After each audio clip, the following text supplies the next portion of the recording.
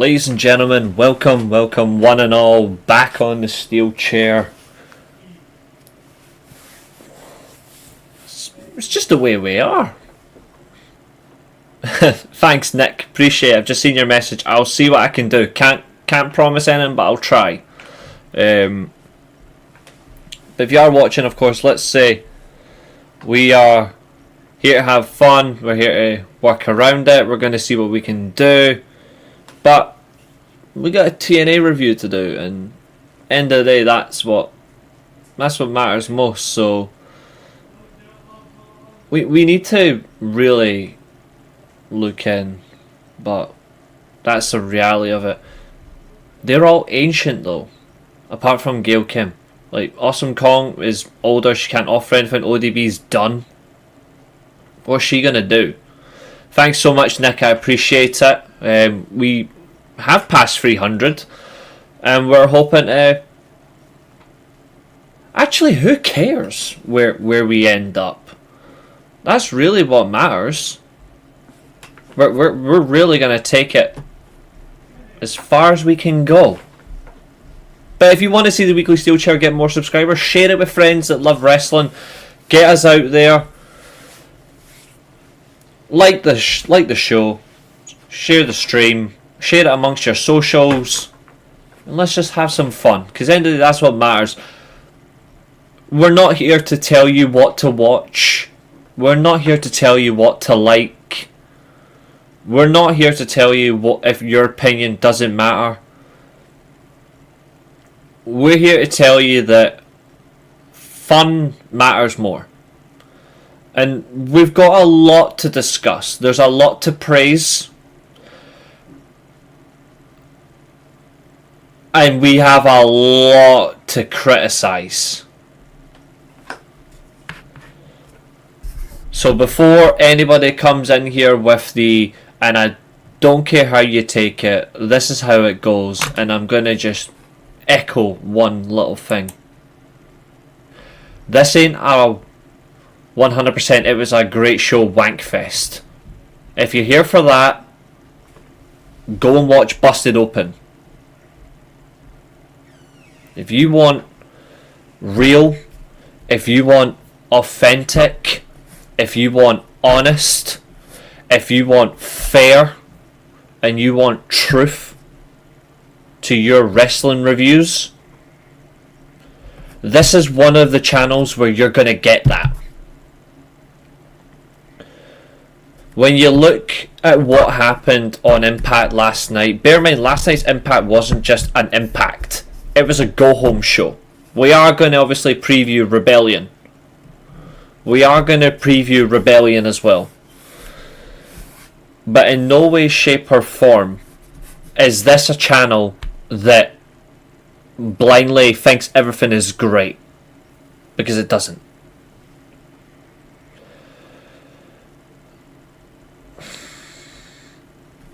Especially certain areas that don't actually make the show great. There's aspects of this show that needs to change, that we are going to really divulge. But if you can figure out what I'm talking about, drop it in the chat. But if you don't, I'm still going to tell you anyway, because that's what I do. So, all hail the truth. Absolutely. The guy says pretty good show last night. To some extent, yes. But there's some things on it that were absolutely horseshit. So we're gonna take the road. We are here until 8:25 UK time. So we have an hour and 25 minutes. So it's a 90-minute show. No more. No less. When it gets to an hour and a half, the show will stop. So, let us begin, and let's review Impact. I want to get through the main show within at least an hour and 10 minutes. And then after that, the remainder I'm hoping will be just for Rebellion. Rebellion's not going to take long. We will take predictions, by the way, because I will be reviewing it on Monday. So we will get predictions, and then we'll review it on Monday and see who wins that. I'm going to announce as well, when we're doing the predictions, who won the prediction side for WrestleMania, even though WrestleMania was the worst WrestleMania since WrestleMania 9. But we're going to do this. We're going to do this. You forgot to tap your arm and show you the goosebumps. What, this? All you're going to get from me is electricity, chaos, and honesty. Sponsored by Pepsi Max and White Gengar. I don't. This is pathetic. That Muppet shouldn't be there.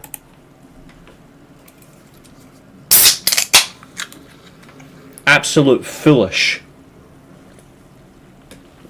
And let's not jump ahead. I want to get to it, and then I want to slate it. I want to get to it, then I want to slate it, but I want to go through it the right way. So, let's do this.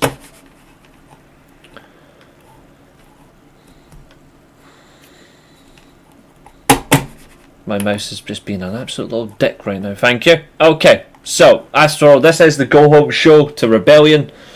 Rebellion does kick off with tag team action. It's Ace Austin, naturally the guy's just excellent, and Trey Miguel of the Rascals taking on utter crap Moose and Johnny Dango Curtis, or as you guys would know him, Fandango, in tag team action, where again we are seeing why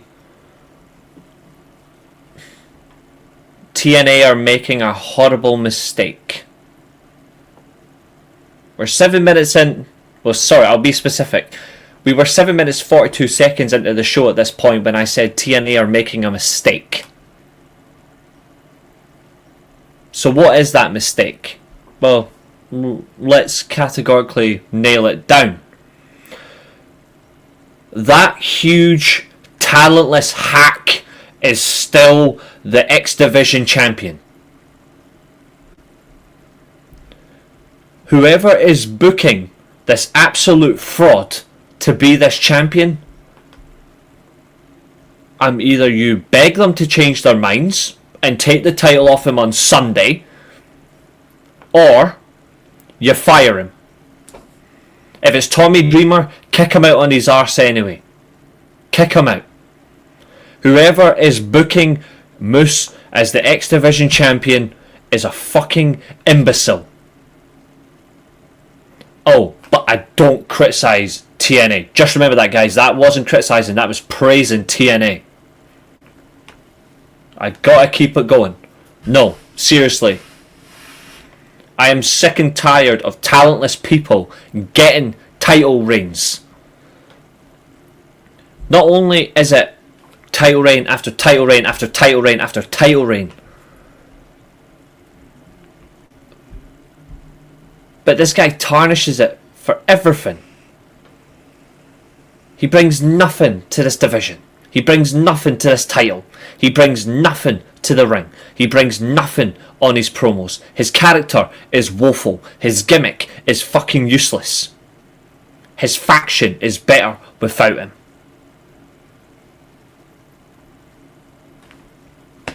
Make that make sense. Look at his entire run. He has beaten people that are more, in terms of a division, cultural setting, in terms of the actual work, he does not even correlate. And before anyone goes, but Samoa Joe and Abyss were X Division champions. Yes, they were. But here's the funny thing. At least they understood the division. Moose doesn't. He absolutely doesn't. He is one of the worst X Division champions I've ever seen. Oh, don't fucking lie. I beg. Don't lie. What's up, James? How are you, fella? Check out his channel, guys. Football related content, really good. He's a nice lad, James. And for the record, he has had bad matches. I don't know why you cannot seem to say that he hasn't had a bad match. He has. Like, it's actually... I told you he had a bad match 2 weeks ago.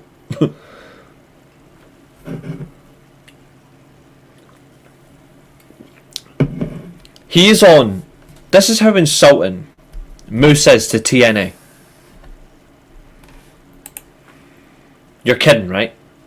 You're seriously kidding. Are you actually forgetting the bad matches? I wish I bloody knew. I wish I bloody knew. You have him in a weak performance against Jeff Hardy in a ladder match. Notice I said weak performance. Do you know who actually turned up? Jeff Hardy. Jeff Hardy had a good match. Moose, on the other hand, fucking awful. Let's look at let's have a look at the Leon Slater match. Did he deserve to win that as well? No. Leon Slater deserved to win it. Let's go back even further than that. He's putting on mediocre squash matches. Mediocre squash matches now and again for his title. And there's nothing different to him. The guy thinks he's Macho Man Randy Savage. Like, he honestly thinks he's Macho Man Randy Savage, but he is just a Brooklyn Brawler with bigger muscles.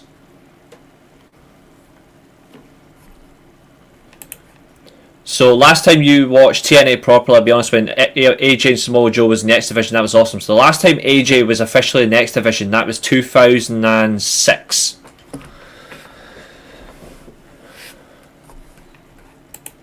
It's because he's an absolute cunt.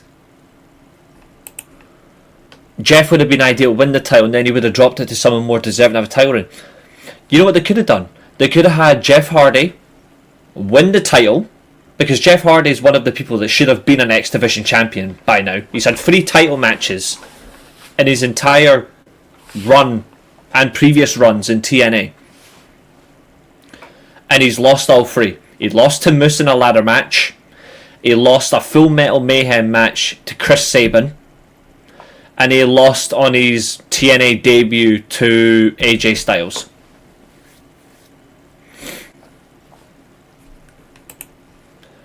Yeah, 4 years later, they brought in a lot of shit.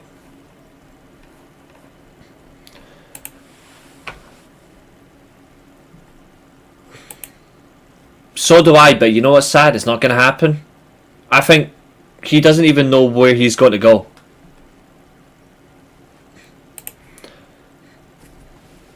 He honestly doesn't know himself. That's the dangerous part about AJ Styles. But in terms of Catherine, are they trying to get their return of investment? He's had so many title matches. He's had so many title reigns, so there is no ROI on it. What reason he is better than Monty Brown, not in charisma, but matches wise? That's false. That is false. I'm sorry, but the best big black powerhouse wrestler, because TNA's only ever had 2 of them. But in terms of like pure powerhouse wrestlers, if you're just comparing Monty Brown to Moose, because they've only been 2 of them, which is annoying because there was a lot of good black wrestlers as a powerhouse talent that TNA could have had. Monty Brown is still, in my opinion, the top 2 from a black wrestler to be in TNA for a consistent period of time during their best period of their career. I'll give you the other one. Number 1, Ron Killings.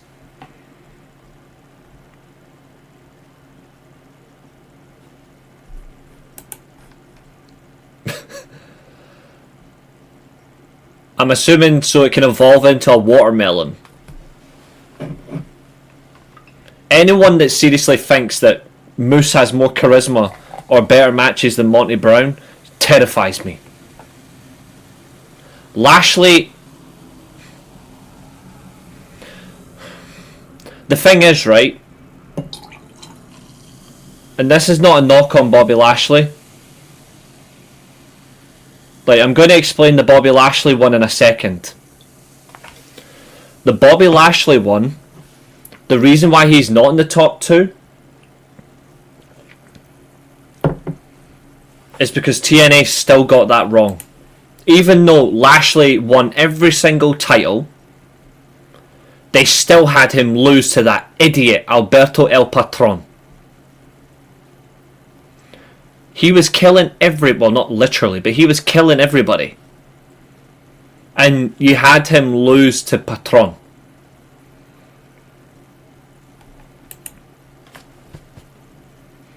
I would say Lashley's the 3rd best. But he's the best world champion out of the 3. Obviously, Monty Brown sadly never got a world title reign. But Lashley was a better world champion than Ron Killings, but Ron Killings was a better wrestler in TNA than Lashley was. You know what's even worse? They started his heel turn. They started his heel turn in the wrong way as well. They started his heel turn when Kurt Angle was leaving the company. He didn't even win the title from Kurt Angle. Like, mate, that says it all. That says it all. He didn't even win the title from Kurt Angle as a heel. He just beat the shit out of him. And then Kurt left. Kurt Angle would have gladly, and as a 15-time world champion, he would have let Lashley beat him.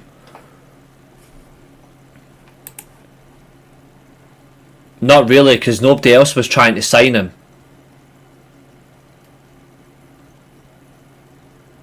Hardly anybody wanted him. TNA only bagged him in just so Drew Galloway could have a break.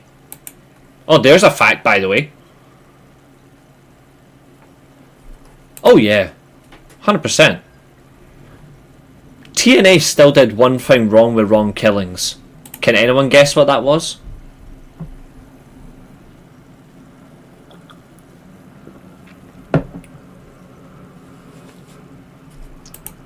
Stussy, you read my mind. I do have a new meme for everybody, so I apologise in advance for bringing two Reeces into the chat. But there is a new meme, and this epitomises what I'm feeling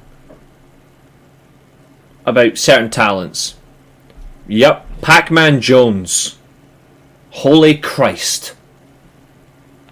Holy fucking Christ. And you couldn't even use him.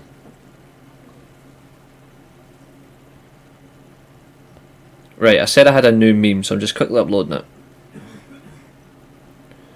In fact, I need to make sure that it's got something important on it. 1 second.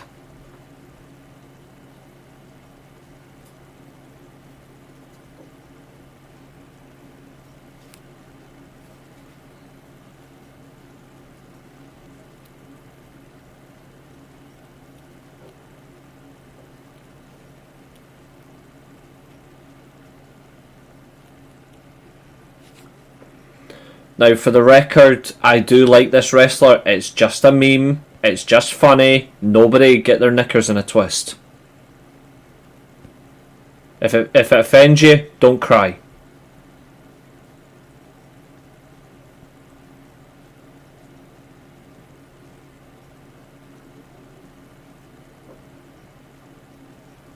And if you cry, well, That's just too bad.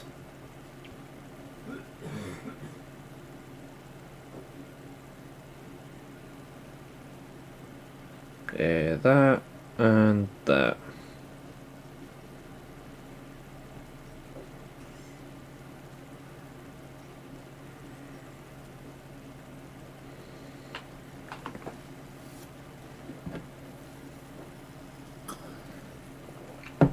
That's one. Absolutely, that's the only good highlight of his career. It's the only time he ever actually was involved in a loud pop.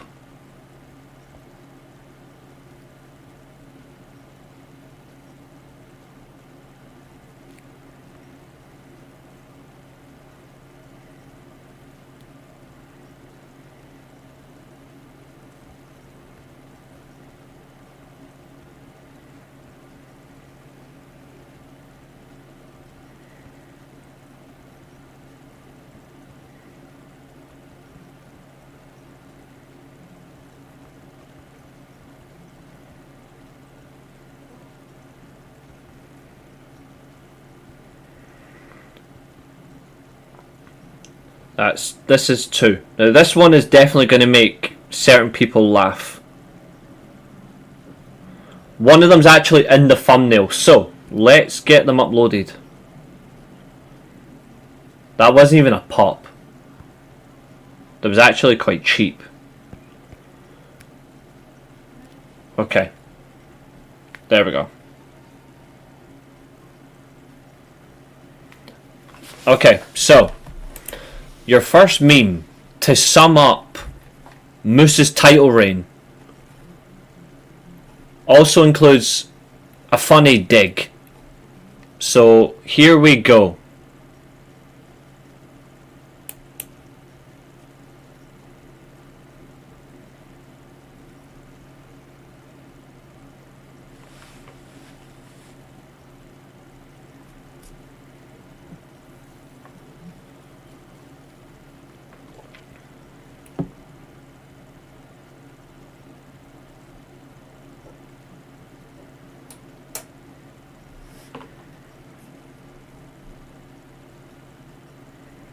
And of course, this is what I think every time Ryan Nemeth speaks. And then of course when Ryan Nemeth speaks, when we get to him shortly, I automatically think of CM Punk.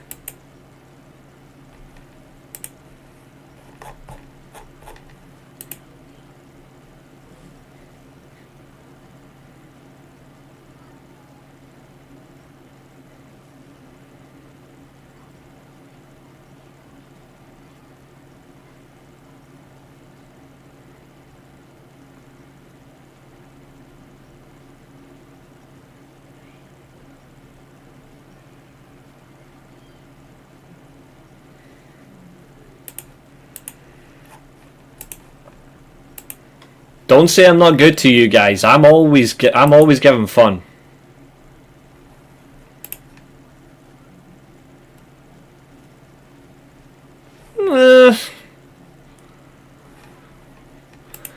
It does.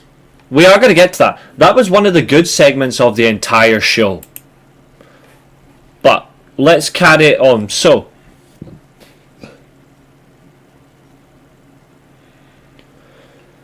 Moose does, of course, do one good thing this entire match.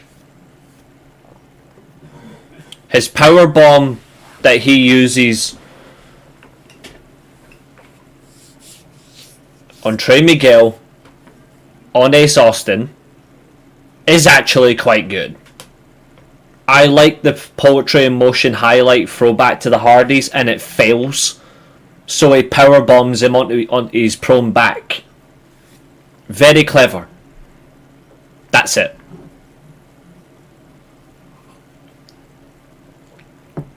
Of course, the system would all get involved because the system can't do anything else but interfere. Top work, TNA. Top work. Top work. Your X Division champion can't even win a simple tag match without interference from the Bride of Chucky, Mr. 3000, and and Eddie Edwards himself, because he's becoming Chucky the way he's acting. Simply put, this method is honestly crap. Yeah, they've been a faction for well over a year.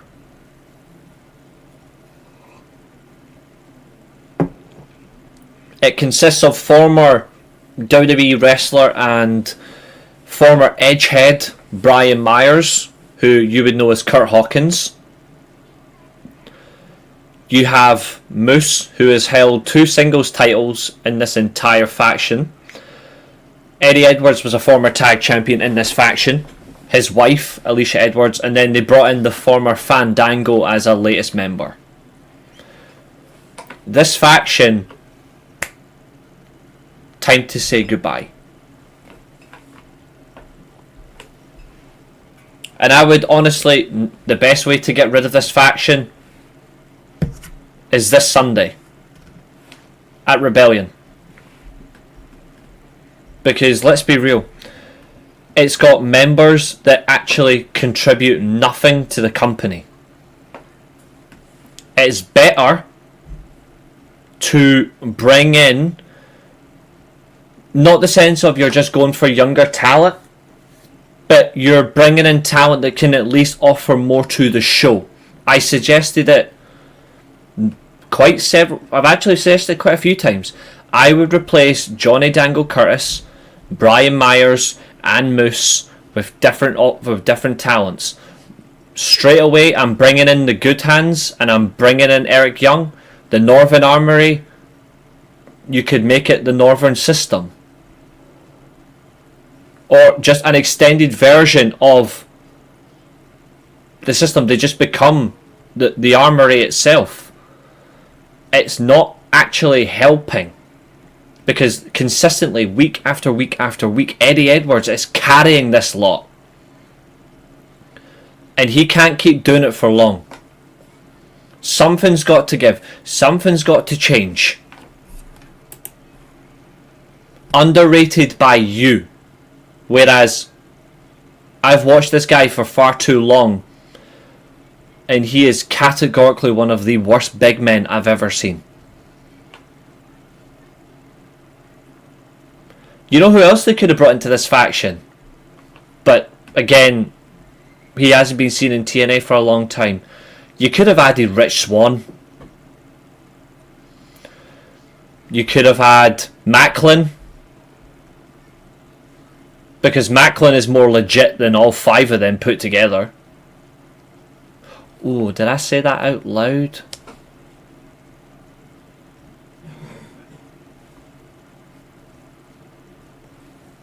You had a chance to include Masha Slamovich, but you kept her on the sidelines just so you can use her to become a tag team champion. Stupid.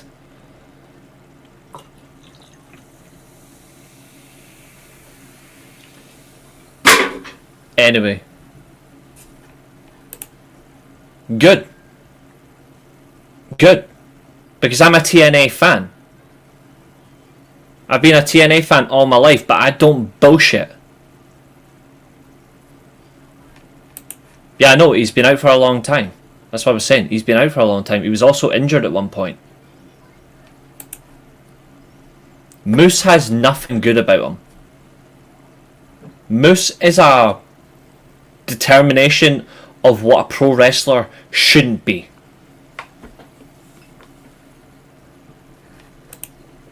Oh, Powerhouse Hobbs is miles better than Moose. If Powerhouse Hobbs was in TNA, Powerhouse Hobbs would have been in this faction for me. Spinebuster, Torture Rack, Moose is gone. In fact, you know who I would include in this faction right now? Straight away. I would put Omos in this faction, because he's a better big man than Moose. He actually has better match types, and he isn't particularly fast actually, but he's a better worker. And that's rich coming from me, because I never particularly liked Omos, but Omos grew on me. I gave Moose a chance a long time ago.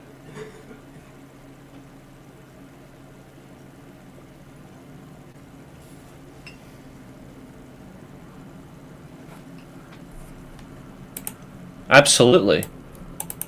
You know it, boys.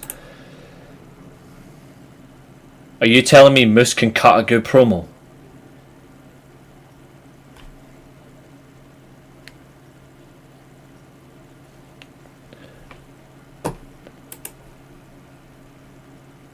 No. I'm sorry, but no. I'll gladly let you believe it. I refuse to believe it.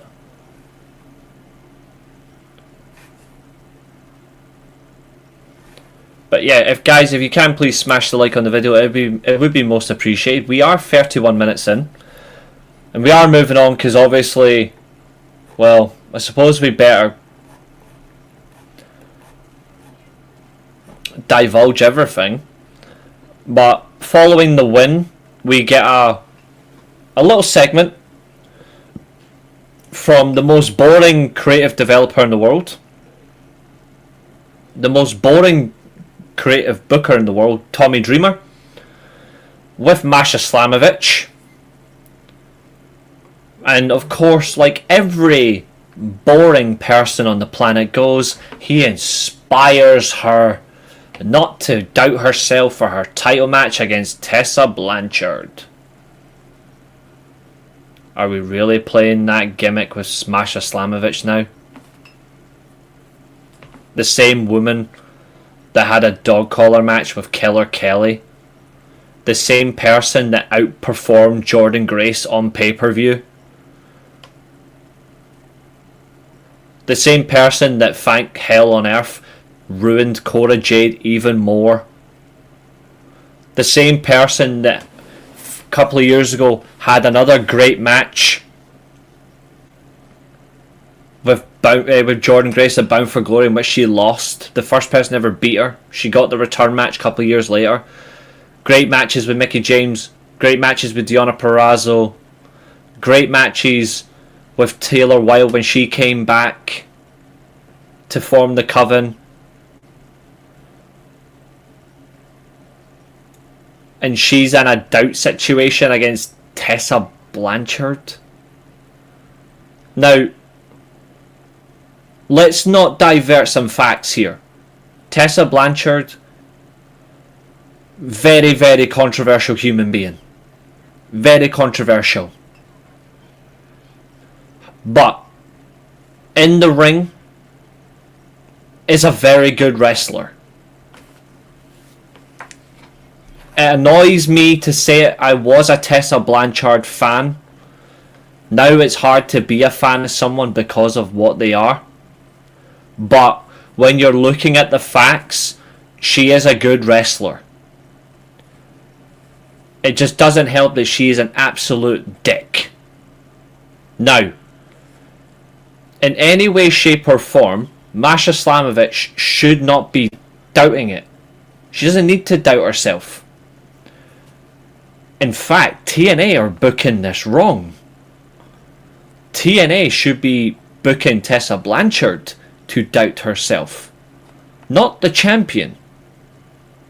The champion, quite frankly, has always been quick off her feet, quick to focus, quick to get ready for a match.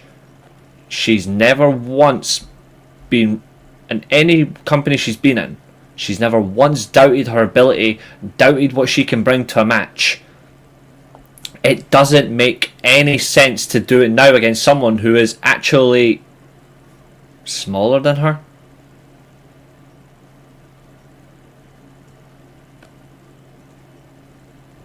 You know what I mean? Now, before anyone goes, but they're like the same height. Yeah, Masha Slamovich is bigger built than Tessa though. Far stronger, bit more diverse in terms of her style in the ring. Yeah, she's back in TNA, dude. She's been back in TNA for quite a while. She did beat Jordynne Grace in her last pay-per-view match as well. before she went to NXT.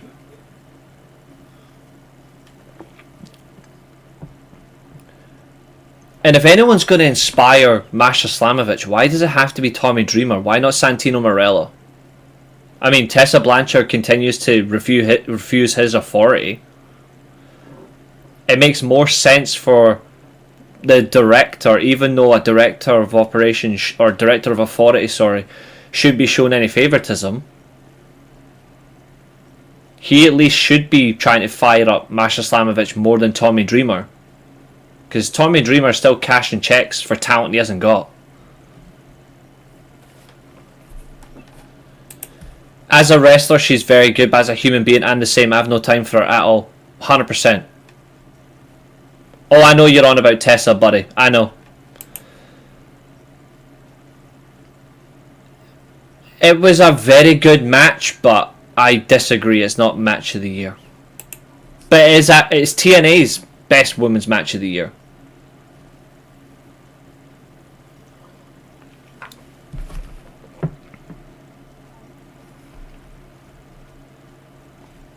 Well, the best match I've seen in North America definitely wasn't them. That's the funny thing. I would say it's second or third. Third, actually.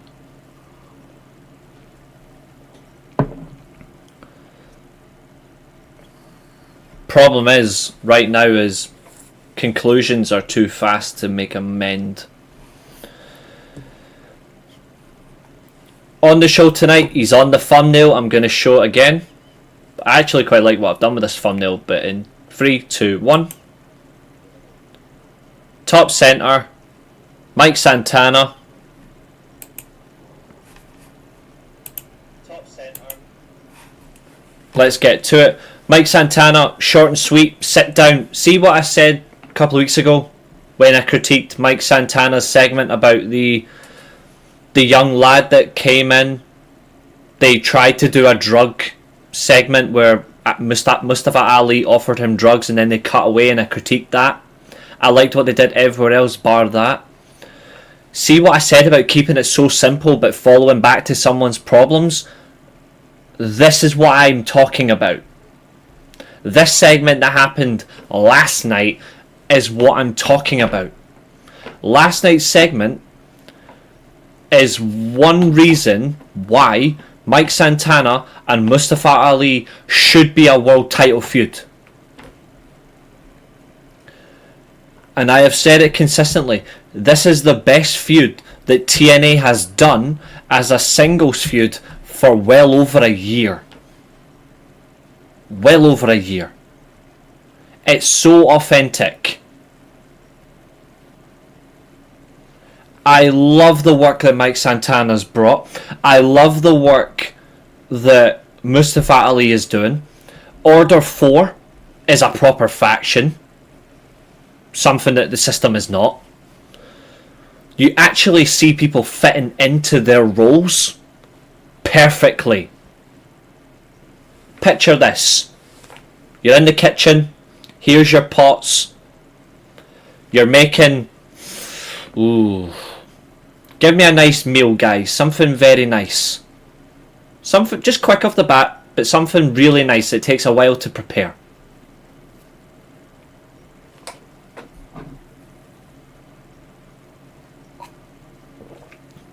I can't give you all the ingredients. You need to give me some. Joe, thank you so much, brother. But yeah, give me something nice. Come on. Give me a nice meal.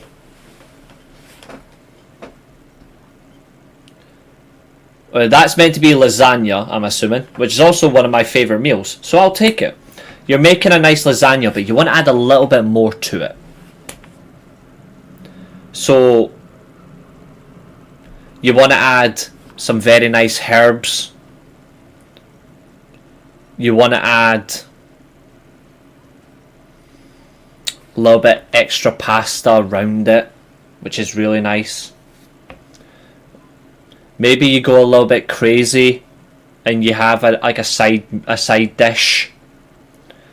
That's Mustafa Ali, the good hands, Tasha Steelz. That's order 4. Crisp. chef's kiss. And then you've got Mustafa Ali. Mustafa Ali is like a perfectly cooked roast dinner. 3 different cheeses, yeah. Mustafa Ali is like a perfectly cooked roast dinner. Whether you like roast potatoes or mashed potatoes, that's his promo work. His entrance is the meat. Not the shitty meat chant, but the actual meat itself. So whether it be a roast dinner like a turkey or chicken or lamb or pork. But that's what that is. And then the vegetables is his in-ring wrestling itself. Perfect. Creme de la creme. Put that together. Best feud that TNA have done in over a year. Not a Moose feud. Not a Josh Alexander feud. Who, by the way, big Josh Alexander fan. But still, I have to say that. Better than a Macklin feud. And he's incredible. Better than a Jordan Grace feud. All of it. Mustafa Ali and Mike Santana has ripped all of them to shreds. Why? Because they actually fully understand what they're doing. And it's magnificent. And here's the thing. This is why I said this should be for the world title. And there's an easy way to get the world title on one of them.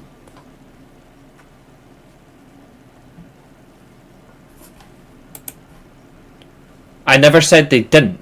But I'm saying in terms of an overall feud, this is better. It's more than just a promo. It's the whole thing.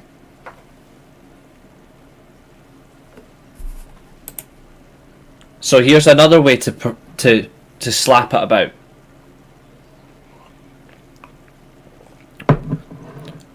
That wasted away title, the X Division title, Mike Santana, he could easily take that off Moose. Use option C, cash it in, win the world championship, and then here comes Mustafa Ali who challenges him for the world title. Or Mustafa Ali wins the world championship and then Santana comes after him, wins the title from Ali. I should be on the fucking booking team at this rate.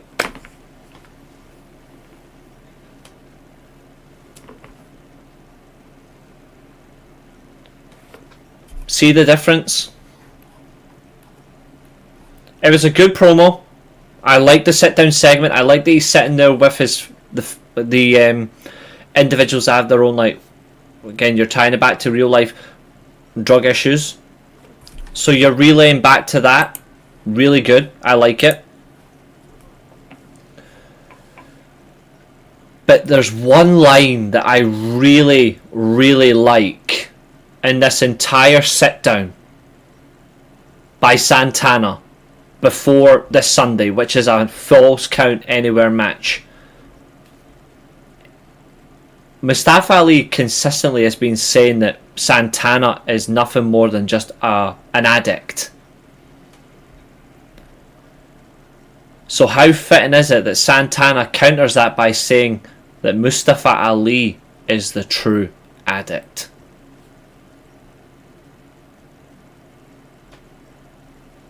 The true addict.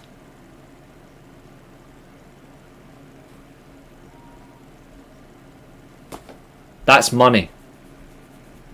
That one little line. Money.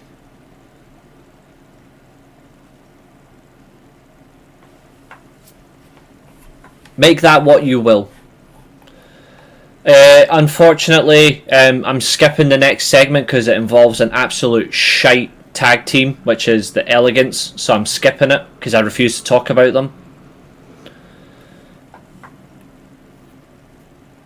No, it's not. He does have a torn rotator cuff. He has a torn rotator cuff. We're going to take a short little 30-second break. And then we're going to come back. And then we're going to talk the rest of it. And then we're going to jump into the promo. Absolutely, Catherine. Ali Santana is the best thing TNA is at the moment. So, quick 30-second break. We'll come back. Carry on. And then we'll divulge the rest. So, don't go anywhere. Just sit back.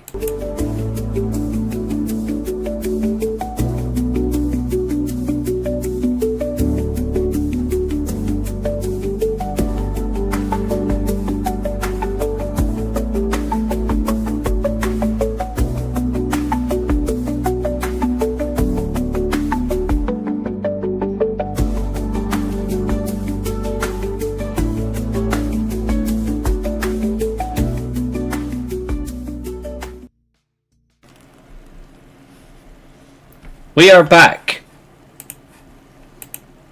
because she's absolutely dreadful. 100%. Absolutely, she's awful. See, Abul even knows. So we're moving on because it's becoming a recurring theme now.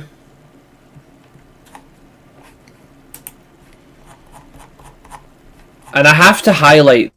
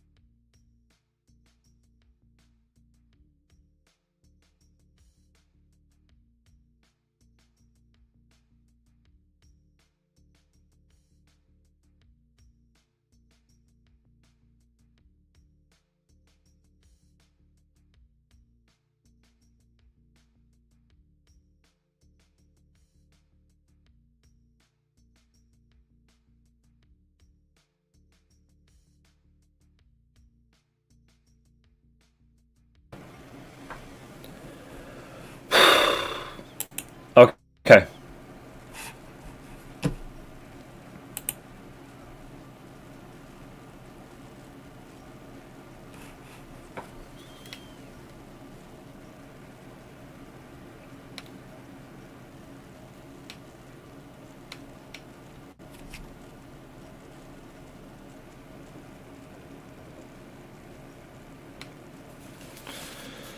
You connect.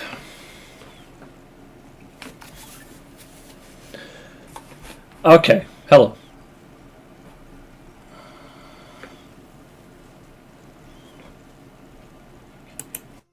Sorry about that, guys. I'm going to check whilst we're streaming, so keep talking away. Maria, hello. Straight in, big comment. I want my girl Tessa to win the women's championship.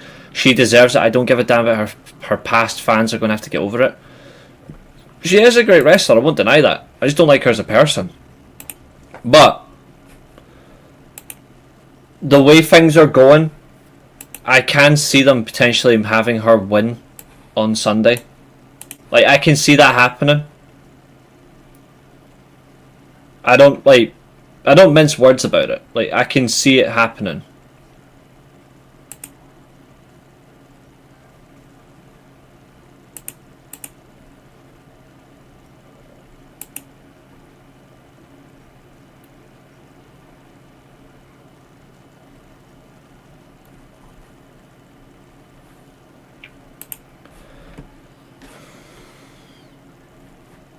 I need to find it later. Oh yeah, he is injured. He's legitimately injured. He's torn his rotator cuff.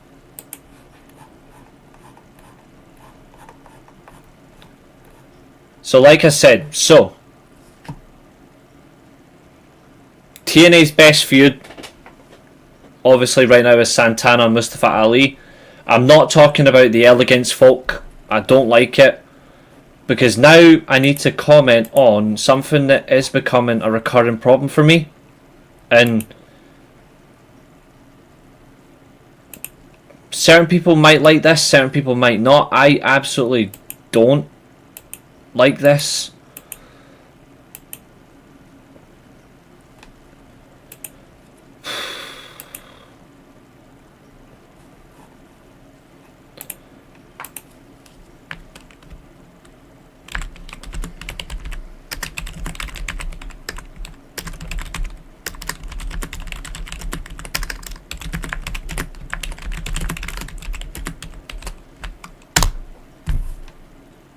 Make this what you will.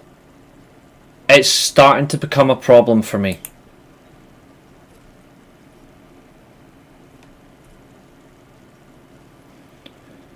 But let me make that exact.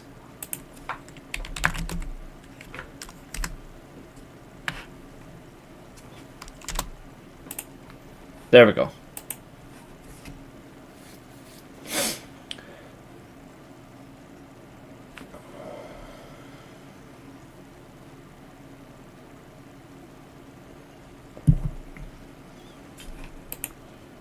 I don't know. I mean, we're gonna do our predictions very soon.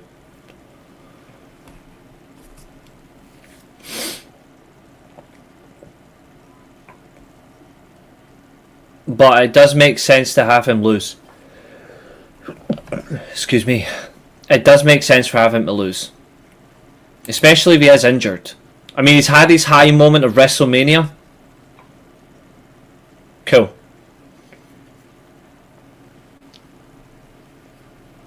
But if he's going to continue wrestling on a torn rotator cuff, it's really stupid. Especially when you've got Kazarian right there with the fight for your right title opportunity. And instead he's using it as just a single... Well, it was a singles match, now it's a triple threat. He should have cashed that in the minute he tore his rotator cuff. They should have just pulled an audible. And then had a different title match at Rebellion. Until he's recovered.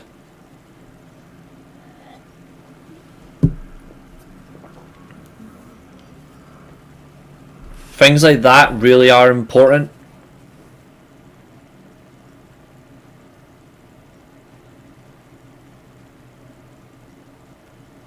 Like, that actually, to me, does matter.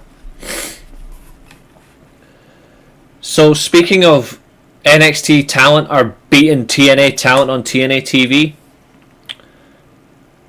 you've got a former multi-time Knockouts and Knockouts Tag Team Champion, Knockouts Champion and Tag Team Champion in Rosemary, up against the worst part of the former faction that was Toxic Attraction.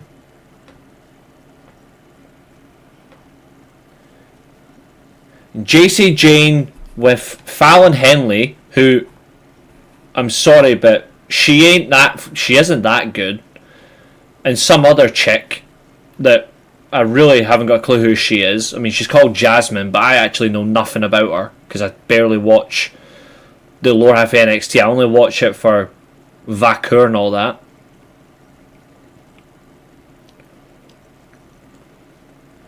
But you've got them up against Rosemary, and she still has to lose. It doesn't. I know it wasn't a clean win. That's not the point. Alright, I need to quickly jump on my Twitch for 2 seconds so I can get rid of this cheap viewers pish. 2 seconds.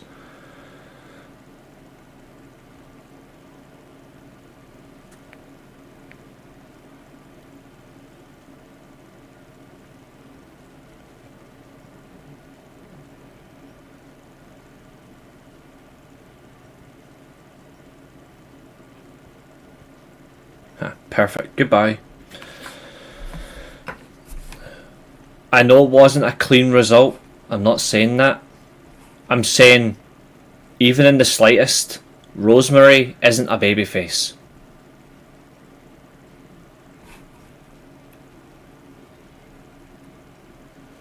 At least they followed up to last week from the missed assault, but it doesn't do anything. It's near enough every week they're actually beating the more established talents that TNA have. That actually isn't good. Plain and simple. Like, have the odd victory. It doesn't have to be every single time. They're actually getting so many results in their favour. Now people are going to go, oh, but exposure.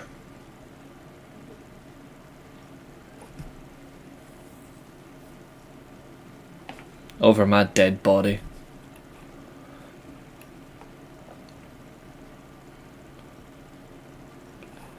It was a roll up. We get the result, and then for the countdown show, because Rosemary is stuck on the countdown with these weirdos, we've got a 6-woman tag again. They did that because it's cheap. Ugh. The day WWE decides to allow TNA talents beat WWE or NXT talents, I'll donate half my wage to a charity. You're staying good for a long time, buddy. You're staying good for a long time.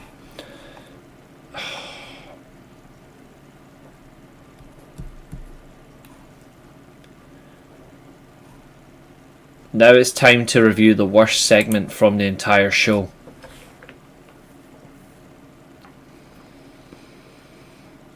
Oh dear.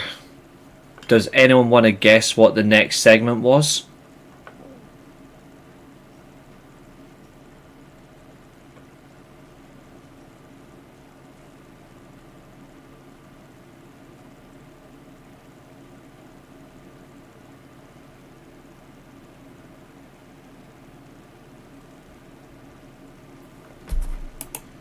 Knowing who to marry certainly does help though.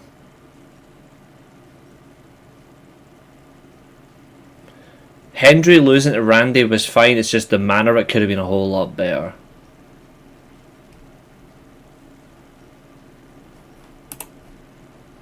For God's sake.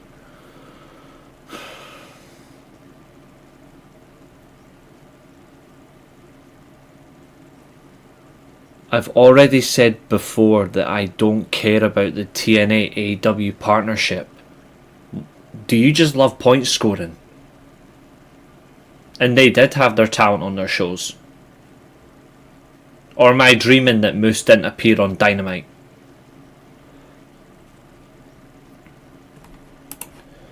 They used to actually mean something, Maria. They used to actually be good. Now they're all so shite.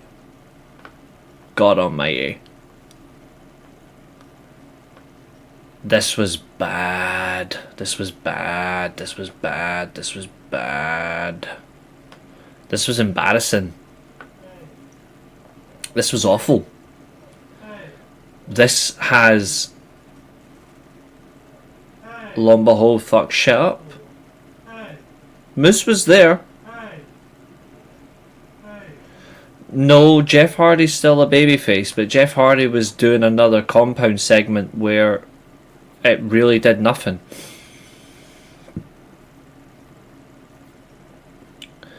It's honestly terrifying that they're resorting to a compound segment before the tag title match on Sunday. It's actually not useful. I don't get why they're constantly resorting to this. Like, it's obvious that no one wants this. We could have just had the Hardys in the ring with the Nemeths speaking for, say, 5-10 minutes, leads to a brawl, and the Nemeths still get what they came for. They still take the titles away, hold them hostage. Instead, you've got Matt Hardy trying to drown Ryan Nemeth in a bloody water fountain. Jeff Hardy taking a back body drop off a truck through tables. You've got Maxwell Hardy performing a short cinematic video of him beating Ryan Nemeth in the ring. It's weird. It's really, really, really weird. And this wasn't good. It's awkward how they maintain this crap and then want to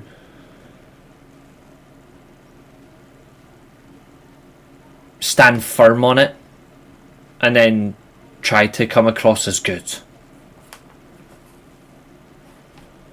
Oh, it would have been amazing. Because the only thing this segment hasn't proven is who's actually going to win the tag team match on Sunday. Honestly, I know exactly who I would give it to now.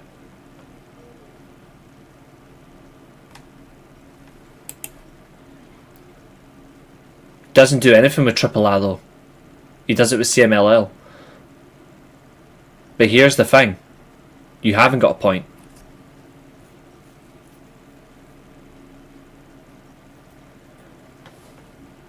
And if people are too lazy to not go and find out these wrestlers, then that's not Tony's fault. That's their fault. Scott D'Amore done it with talent that I never knew. But you know what's funny? I went and looked them up. Which is rare, because I know a lot of talent anyway. There's talent that's come into WWE who people go, oh, I don't know who that is. But I did, because I paid attention. People are too damn lazy and expect everything to be spoon-fed to them. But I've already said before, I didn't like the AEW partnership with TNA. I didn't like it. Because there were certain things that we should have got that never happened. Plain and simple. There was things that were done wrong. But at the end of the day, people are going to overly celebrate. I don't like the WWE partnership with TNA either. It's not good. But people are so fixated on, oh, we need to have one better than the other. No, we don't. That's not what it's about. And I'm sick of having to explain it. Do you think the Hardys are going to have one more run with the WWE Tag Team titles? They're going to be NXT Tag Team Champions and then retire. I think. I think they'll have one run as NXT Champions and that'll be it. like Ric Flair and Mick Foley having a last man stand, the go home show. Oh, that is so, yeah. God almighty, I remember that.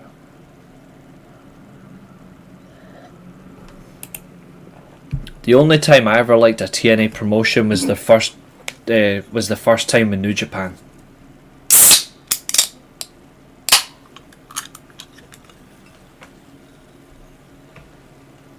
Because a young Styles versus Tanahashi was incredible.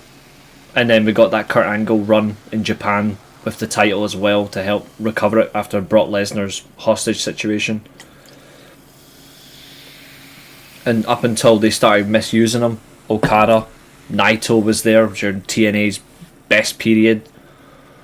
Jushin Thunder Liger multiple times. It was incredible.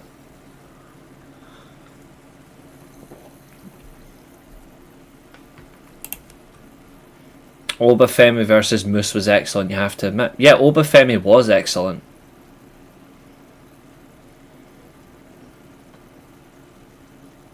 But I still can't enjoy this partnership. I can't enjoy it because there's no upside. I don't like that people's defense is WWE are getting their talent, but TNA gets exposure. That's not a partnership. That's not what a partnership is. That's a false dawn. I've done a few watch-alongs like this before. The problem is when they're live. If I had my own place, I would have done.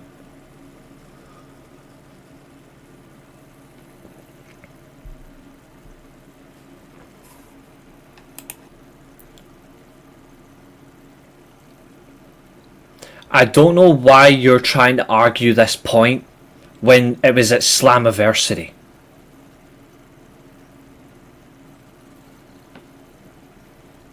They built the episodes and then they done it on a TNA pay-per-view. I don't know why people love to immediately go, oh, we gotta do it this way, we gotta do it this way. Plain and simple, the partnership was still fucking awful.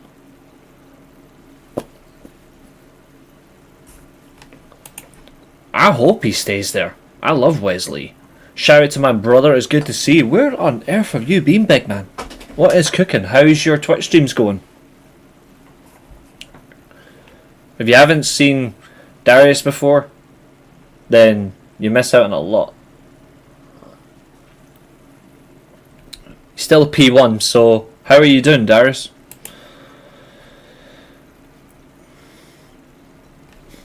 Why would I need to deny anything when I've already said, regardless, I didn't like the overall thing? Like, why? What are you trying to really... Are you seriously trying to go for it?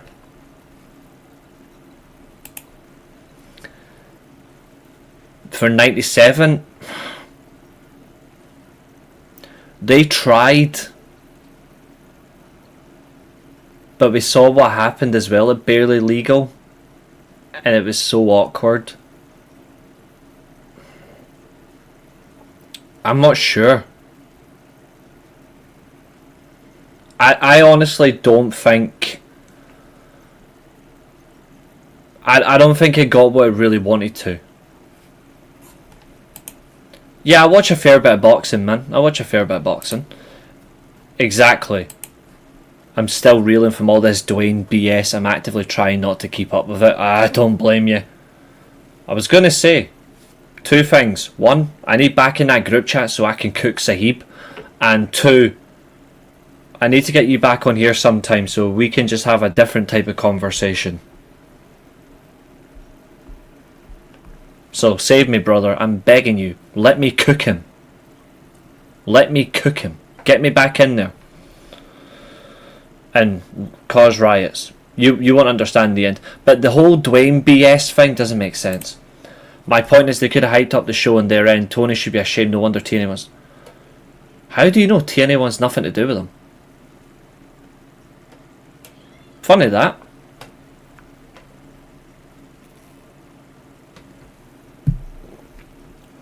Do you know what TNA doesn't want to do? TNA doesn't want to give up. Like, here's a reality. TNA just doesn't want to stop being themselves.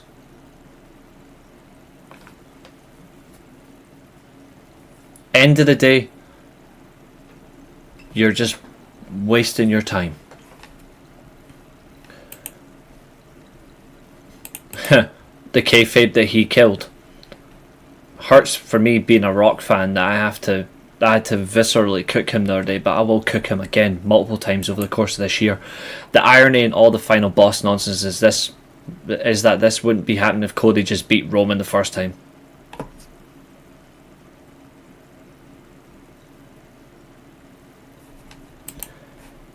Ooh. Ben or Eubank?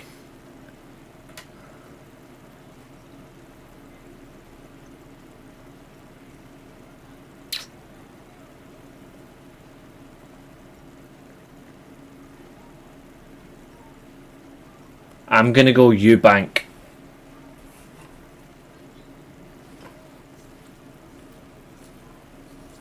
I don't think it'll be a good fight though.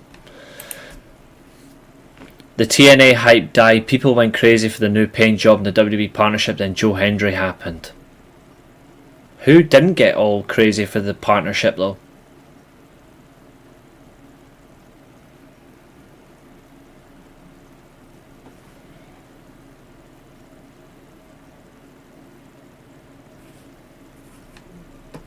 What's my name, people? I wish Lucha Underground would come back. Yeah, so do I, because what do I want? Oh, that's it. I want Chelsea Green and Io Sky to have rematches with Pentagon Jr.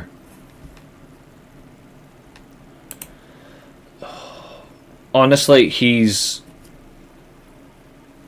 And I also don't like this stupid TNA... Sorry, not TNA, sorry. This WWE Unreal thing. This is not how it's supposed to be. It doesn't make any sense. Willow is back. They not like us. Willow as in Nightingale or Willow the Wisp? Because Willow the Wisp won't work now. Because I know obviously we saw it during the segment briefly, but I'm asking specifically, do you mean Willow Nightingale or Willow the Wisp? It will be close. Why Tony respects CML when more TNA treats them with more respect and actually featured their stars?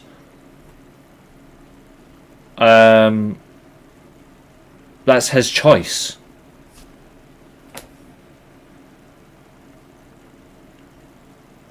If you actually look at it, they actually have a stronger partnership. There wasn't a strong partnership between AEW and TNA. So stop getting all so moody about something that actually was 4 or 5 years ago and means fuck all now. You're just as bad as the TNA fans who are actually happy about partnership over a good product.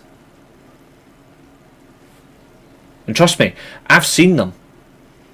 I'm seeing them on a daily basis now, and they are making me sick. Hooray! We got exposure! Hooray! Fuck off, you imbeciles. Alright. Fair. Fair enough, I'll let you off. Yes, Reece, I want to see Chelsea Green or Io Sky fight Penta. I need a Penta driver on both of them through tables.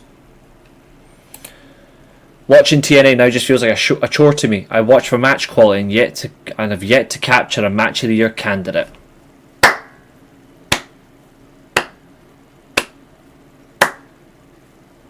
You might get one on Sunday with Santana and Mustafa Ali. That's all I'm saying. Falls count anywhere, you will get that. Triple A is dead thanks to Conan and Alberto Patron and Quattrero. Stephanie Vacour, I apologise for what you've had to go through. Ryan Nemeth. Hold on, 1 second. We have an appropriate meme just for you to see.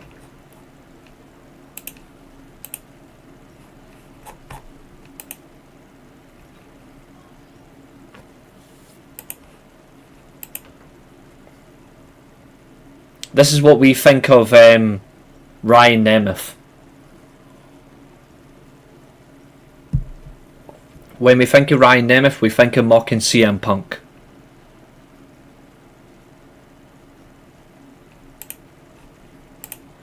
Because it's just funny.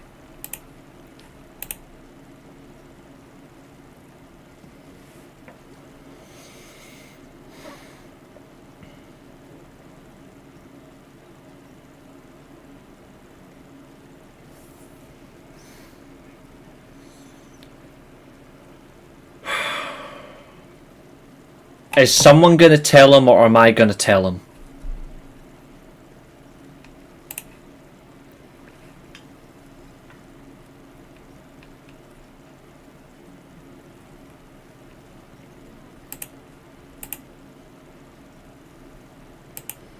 So apparently WWE going to do a TK move on Mariah, give her all the money to sign. You know what? If she ends up going to WWE, cool. I don't have a problem with that.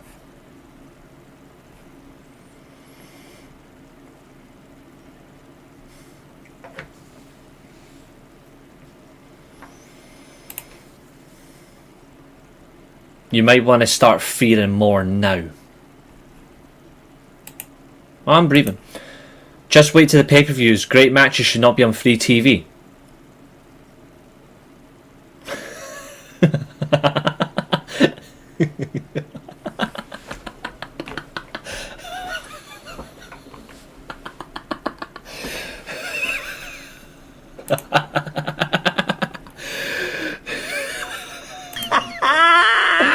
Oh, God.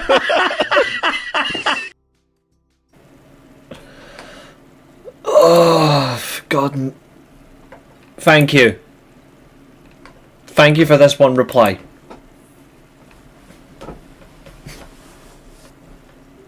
Because I actually thought this was great.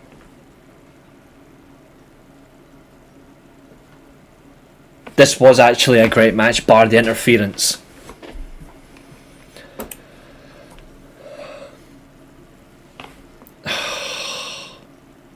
You know what else was a great match on free TV? Finn Balor losing to Braun Breaker.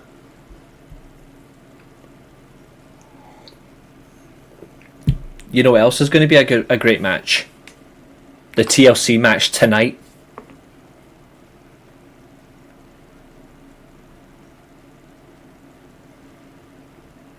Why? Actually, here's another one as well. Free TV great match.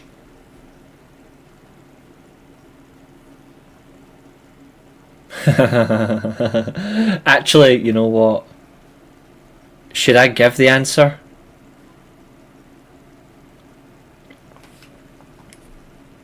I don't know, it might hurt some people's feelings if I do.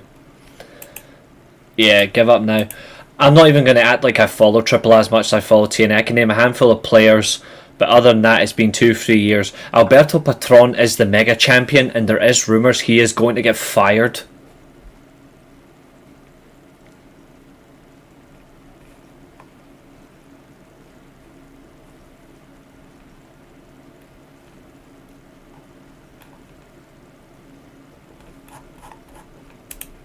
I will.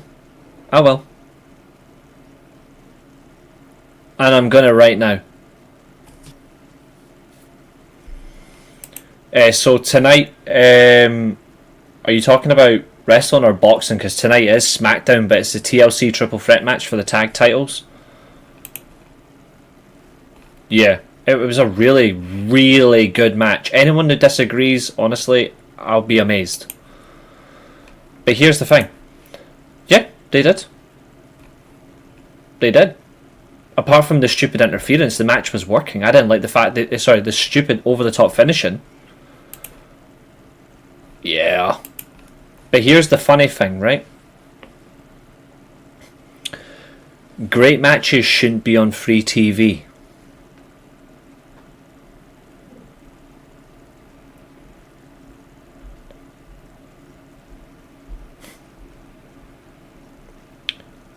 Great matches shouldn't be on free TV.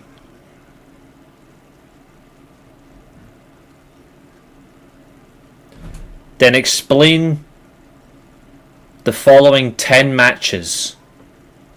And don't worry, I'm going to be company specific.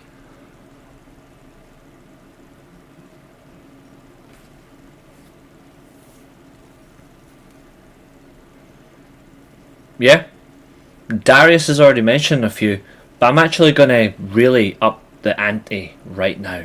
I'm going to really up the ante.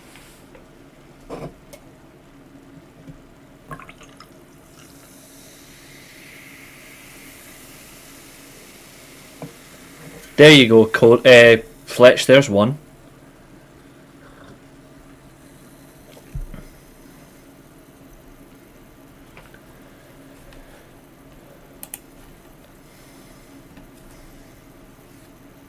You want to talk about free TV matches?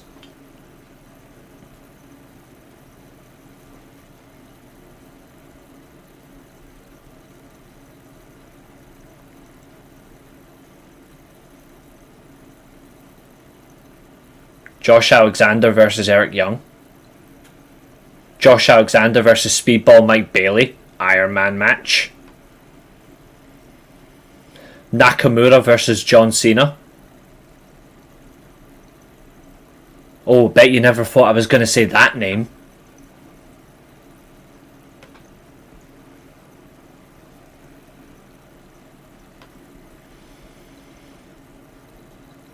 AJ Styles versus Daniel Bryan.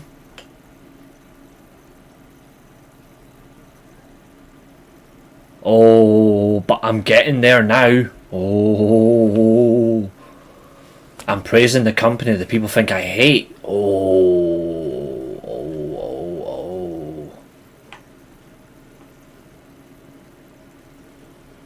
Seth Rollins versus Gunther on Raw. Bet you haven't forgotten that one. Seth Neville.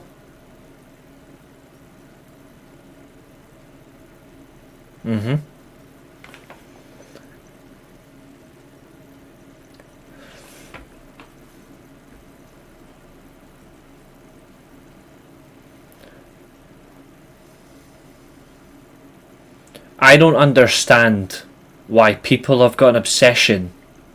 You know, it's getting too hot in here. It's because I'm cooking. Hold on.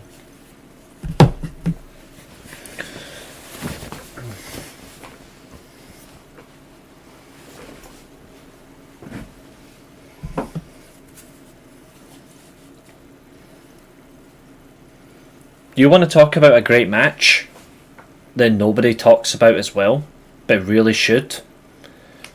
Kurt Angle versus Rhino versus Christian Cage, TNA World Title that lasted an entire episode of Impact. Crazy enough? Yes. Yes. Catherine, don't worry, I'm not going to make sure you do a Tony Khan. I watch wrestling for wrestling.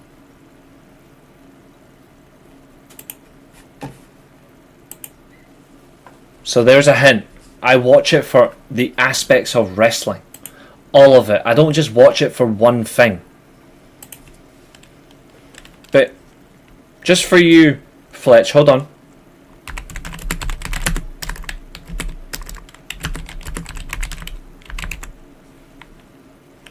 I don't mind the story stuff, like the promos, etc. But I watch wrestling for wrestling and enjoy an all-round basis. I like all of it.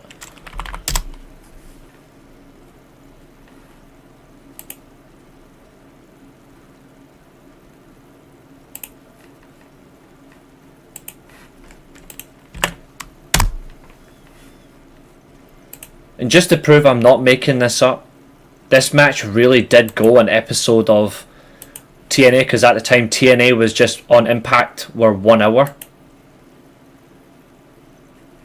You remove all the if you remove every single part of the commercial breaks,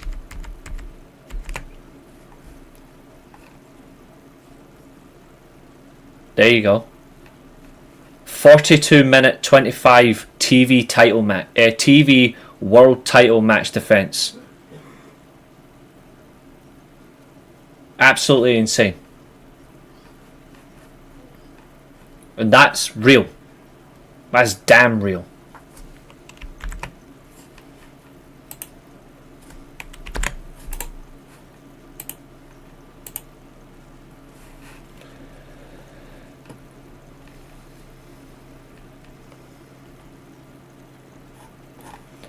Yeah, Backlash Puerto Rico was 2023.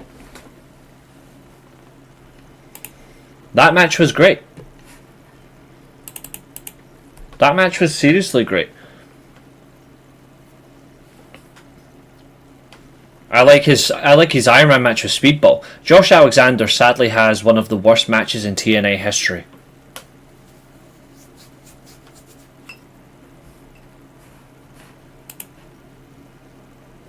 I disagree with this.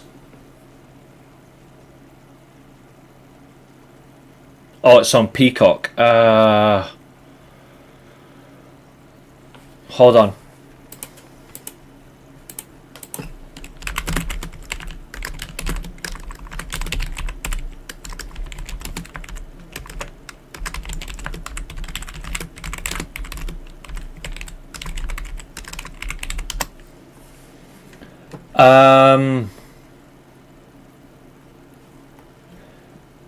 That's it. Backlash Season 18.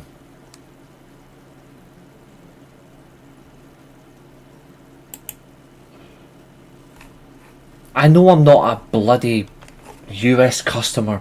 Piss off.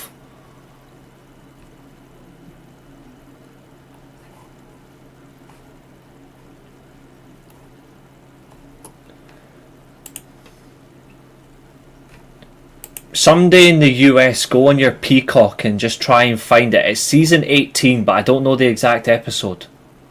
Someone be kind for Jokey, please. MJF versus Takeshita on Dynamite is a seriously good match. MJF versus Adam Cole in a time limit draw was a good Dynamite match. Yeah.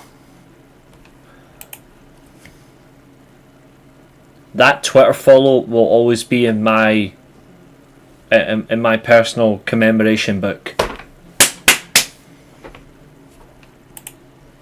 Now, I did say we were going to go on 1 hour 30, but to be honest, since the internet decided to play like a bitch, we're going to quickly wrap up the review by saying the Blanchard got her win. She's got momentum going into... They did, and they had a great pay-per-view match as well. Saying this, Blanchard got her momentum going into Rebellion. It's likely that she will win the match because of how the show ended for her on the thumbnail. Masha Slamovich in an armbar is wrenching that arm. Eric Young, of course, is sitting on a bench by a fire. He was at the time sitting talking to Steve Macklin about their title match this weekend, because obviously he tries to again add him to the Northern Armory. He wants him to join. Again, he says no. So the drink that he is drinking, Eric Young spikes it, forces Macklin to faint.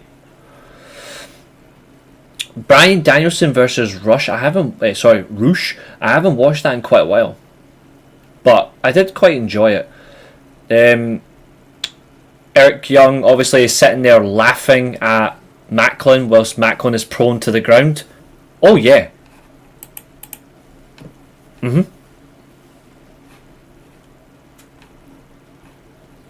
He literally fell over in front of a campfire, and then Macklin at the time is writing in his personal handbook, like his notepad.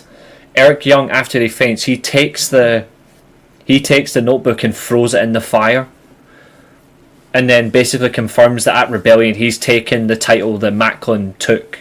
The Macklin won last week at Rebellion. He says he's coming for the title and he's going to take it off him. I don't think so. I think Macklin is going to comfortably beat Eric Young. They shouldn't take that title off him straight away. He deserves a good run with it, especially because he's the first international champion of the company. Main event, Joe Hendry, Elijah, they lose. to Ethan Page and Kazarian. Again, Kazarian and Ethan Page are 2/3 of the triple threat for the world title on Sunday. They're basically fighting for who's going to get the win. Ethan Page secures the victory. It angers Kazarian. And obviously Joe Hendry's in the crowd, sitting there like all jetted up on that. I think Ethan Page gets pinned by Kazarian on Sunday. I think Ethan Page, even though he's a good talent, he's in there to take the pin to protect Joe Hendry. It was a bloody affair, yeah, so I'm going to go with that. This Sunday, Kazarian will hit Fade to Black and beat...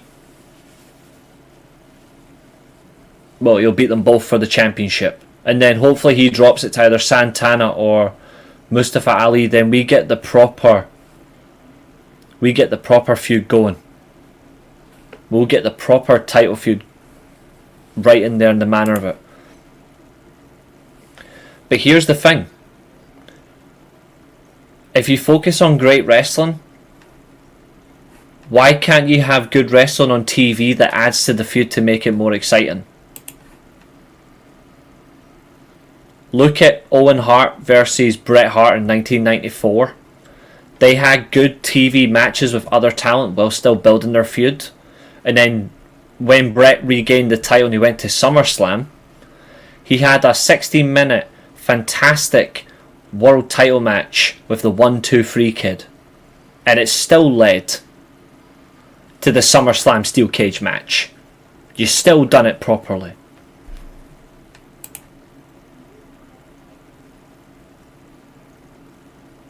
Oh, it's massively timed. It's coming. For the European title as well.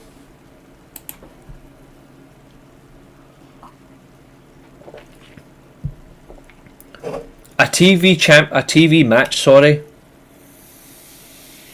is very important because a pay-per-view comes around once a month. Your TV is every week. And every week you need to prove how good you are, because if you get to the pay-per-view and you're coming in really terrible, it's guaranteed you're not always going to have a good to great match to back up your work. That's what matters more. That's what matters more. Remember, a great TV match, you don't always have to have a great match. But if you're having great matches on TV, it shows your worth. If you just have an average match or a decent match, how can people buy into your wrestling? Even if you're a good promo, you still have to buy into your wrestling. Like, all of it is important. All of it. Yeah.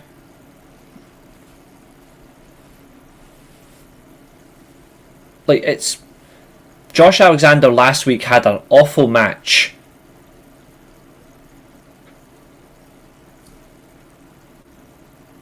Josh Alexander had an awful match by my standards last week against Hangman.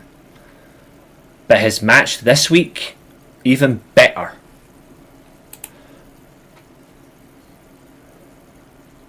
That match gives me horrible memories. Vikings versus Dom and JD. Just because of the table bump. There was a reason why Vince Russo's WWE booking drew big ratings. Yeah, because Vince really loved to exploit certain people. But here's the funny thing. Vince Russo's WCW booking didn't draw big ratings. And he was still getting helped by Vince.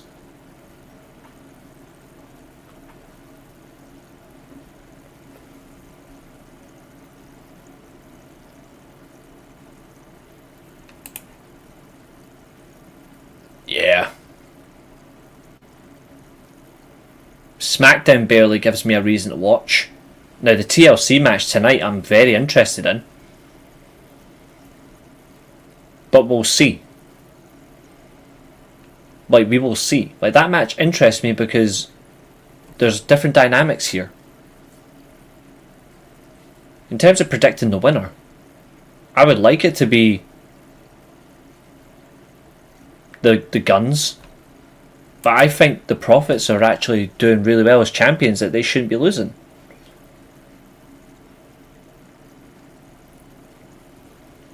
In a second.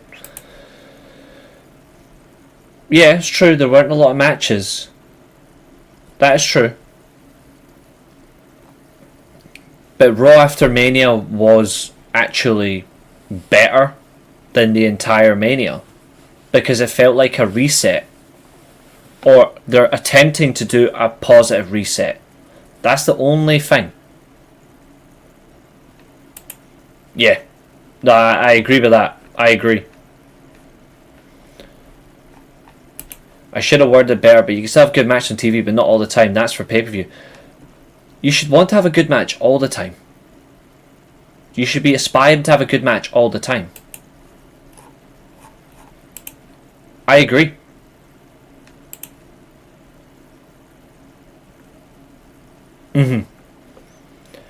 They have to keep going. One good show this entire year is not enough.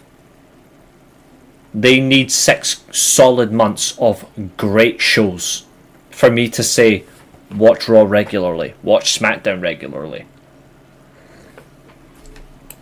Fraxium moves to SmackDown. Fraxium are going to split up, unfortunately. Mercedes versus Athena had me locked in. Yeah, I did make some comments on that. The only thing that was a little bit concerned by was the little bit over the top constant means of the pin examples. I didn't like the out of the ring. There was a little bit outside the ring that I criticised as well, but I thought overall it was still a good show. You know what I mean? Like, I actually still thought the show that they did that week was good, but the match could have been a bit better. But I think the second match will be even better. Yeah, the SmackDown 6 was great. There's a reason why the SmackDown 6 was great. Because they did everything.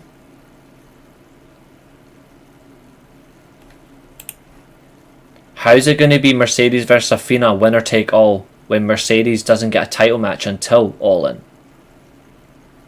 That's the only thing.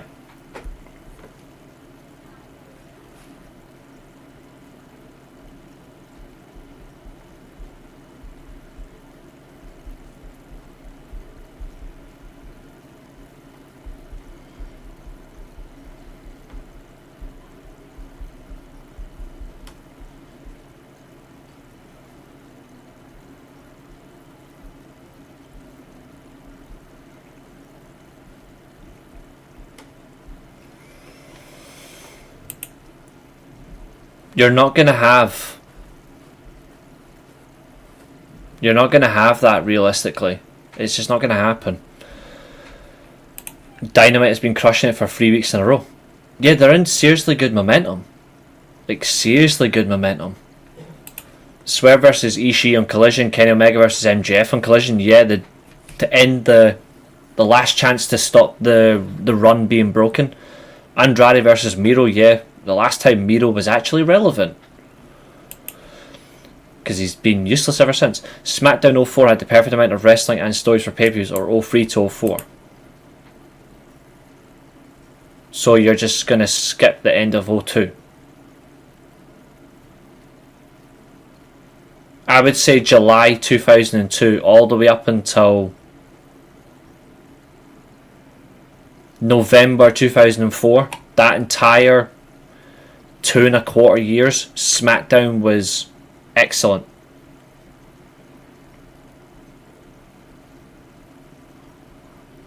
Sorry, 2.5 years. 2.5 years, sorry. And then they started booking John Cena into the main event scene, and then I was like, fuck this. But apart from that, the rest of it was great.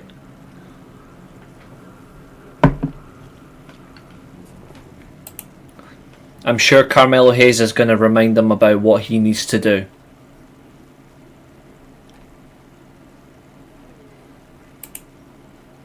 No. They're going to get renamed to NXT Mexico, and then they're going to die a horrible death as they already are, thanks to Conan. Green shirt freak in Puerto Rico. Also, what the fuck is that? Green shirt guy really is undefeated when it comes to that front row. He has his wrestling opinions, Abu. He has his wrestling opinions. It can at times be a little bit unintentionally hostile. And I say unintentionally because he doesn't mean it.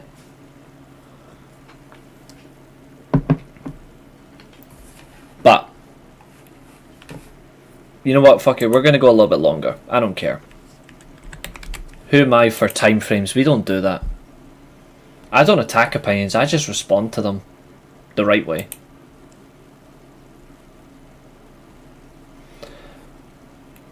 Where is the prediction spreadsheet? Because we do need to obviously do a prediction spreadsheet, don't we? La-di-dee, la-di-da, la-di-dee, la-di-da. I can just be there's just some things that I can't take seriously. That's why I come back very, well, the way I do. I don't do it to offend people. I just do it.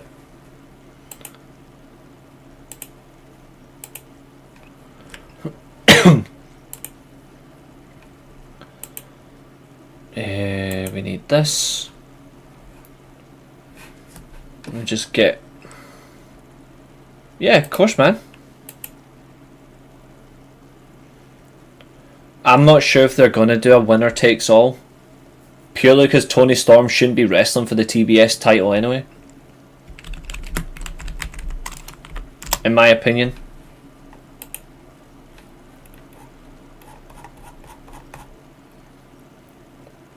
So we've got... I'm not counting pre-show matches because pre-show matches are useless, so we're going to do just the... We're just going to do the the 8 main card matches.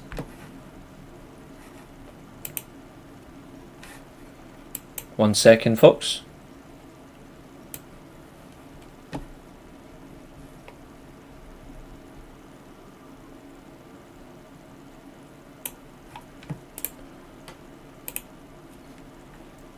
Chris versus Megan Bay. Oh, I know.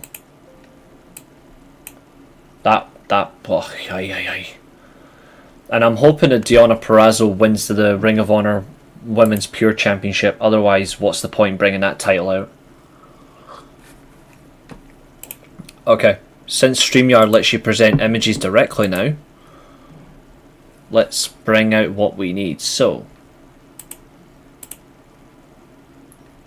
here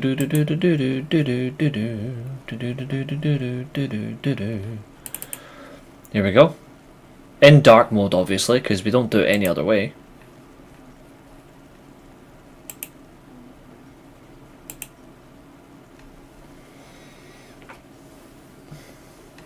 Ugh, that is horrible. Hold on.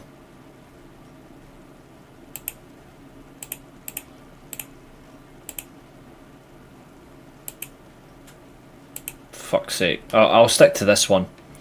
Can everyone see that okay? Okay.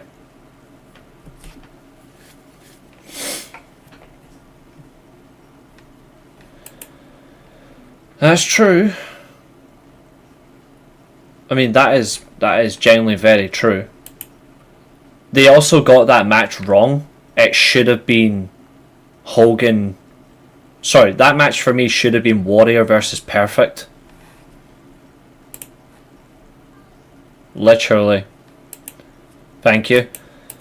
Honestly, I've got no idea where that came from. I'm not joking.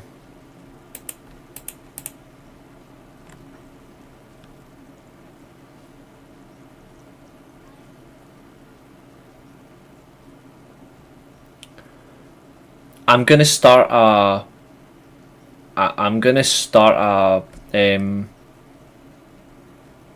TV show about pizzas, but my content's gonna be about the alphabet.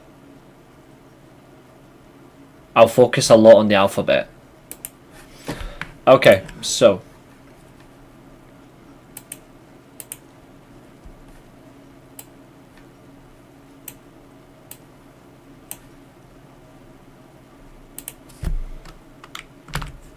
Notice how you say they focus a lot on the wrestling, but their segments I actually critiqued yesterday because one of them went too long. So that's a little bit hypocritical.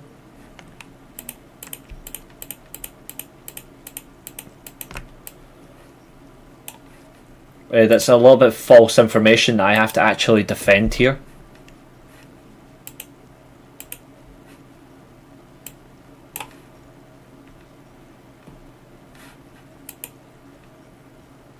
Excuse me?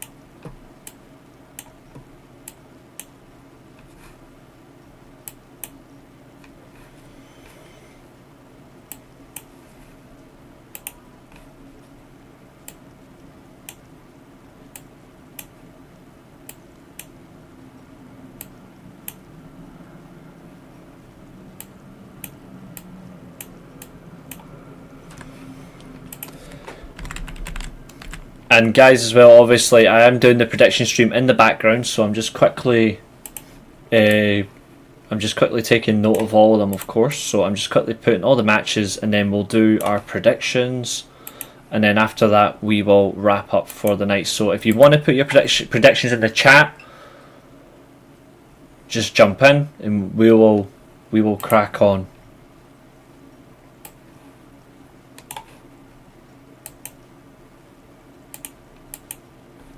Okay, so I think he's dreadful, Maria. I think he's awful, honestly.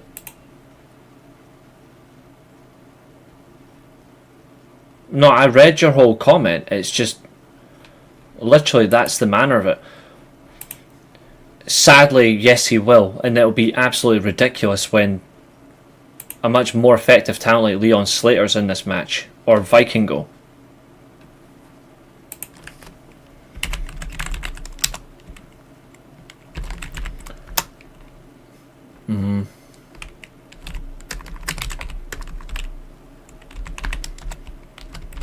But yeah, get all your predictions in, guys. I want to see them all.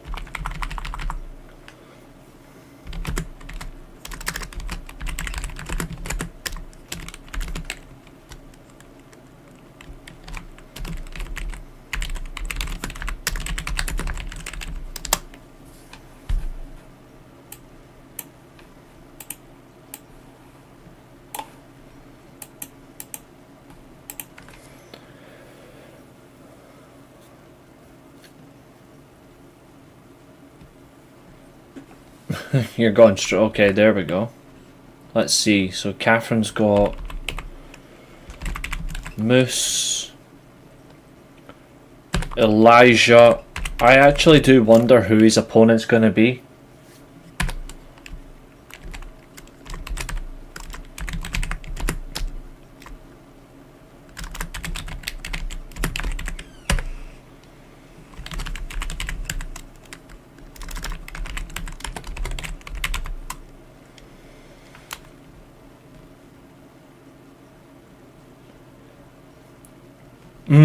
Kazarian, I'm gunning for Kazarian to win.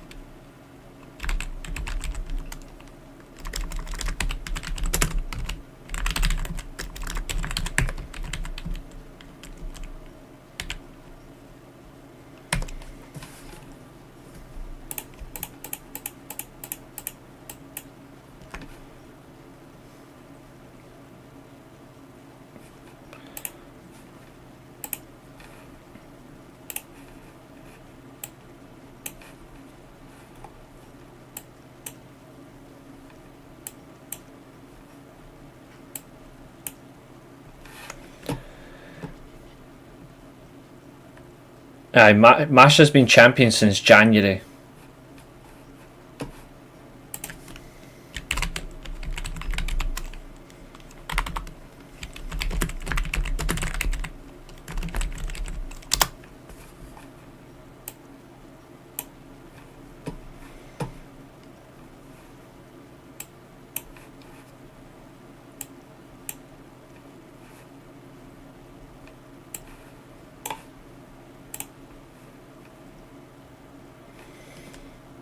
Yeah, he is injured. Unfortunately, Clown by Elegance is on this card, and hopefully she loses her title. Yes. Yes. Okay, so I'm just writing all these down quickly. So it's the Elijah Open Challenge. And then Falls Count Anywhere.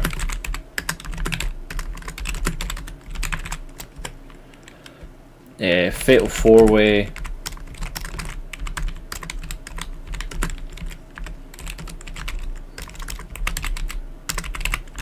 Knockouts tag titles.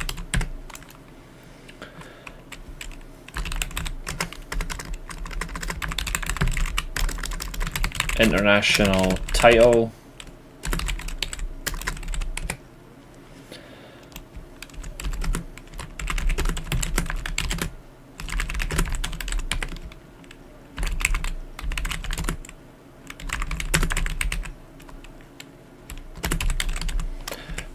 To be fair, it is possible.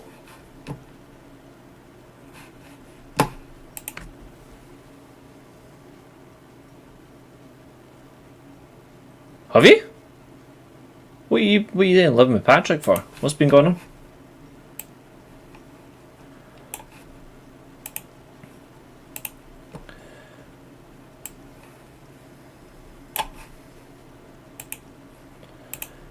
Okay, so those are the matches. So let me just get...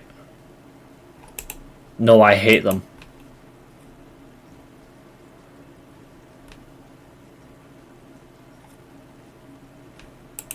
I criticise it all. Or I comment on it all.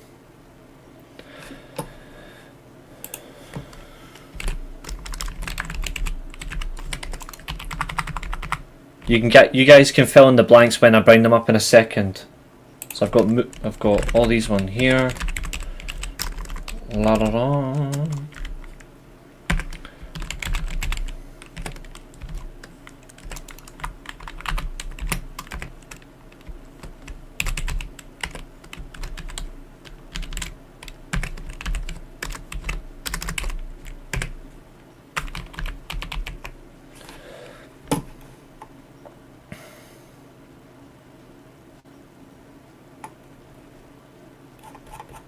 Right. Yeah. Thanks, Abu. Let me just quickly get them now then. Hold on.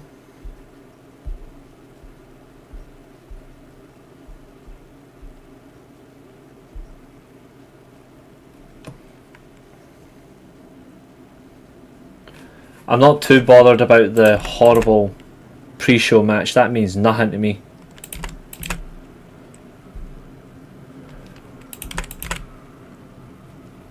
Oh, hold on, he's gone for Mustafa Ali. Okay.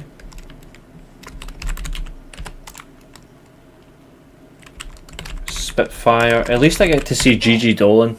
Can have that ass anytime to watch. And to be fair, her talent, because she's a good wrestler. She's better than Cora Jade, yet Cora Jade gets bloody screen time. Absolute stupid.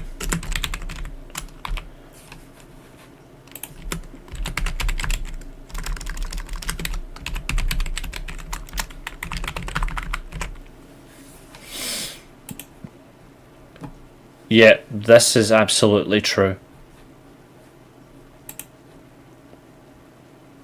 Yeah. It was PG.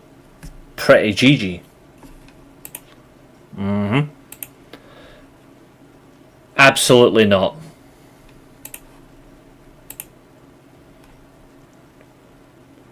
There's so much Botox on Ash by Elegance, I'm surprised you can see the real thing.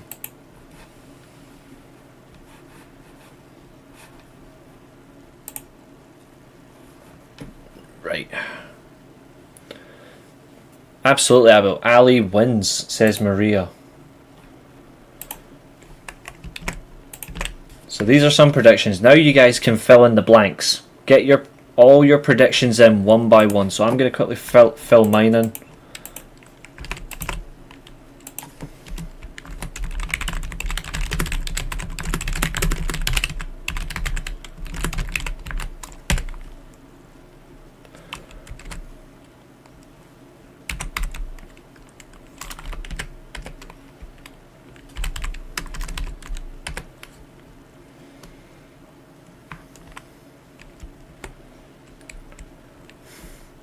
be honest, I also agree. I want Spitfire to win.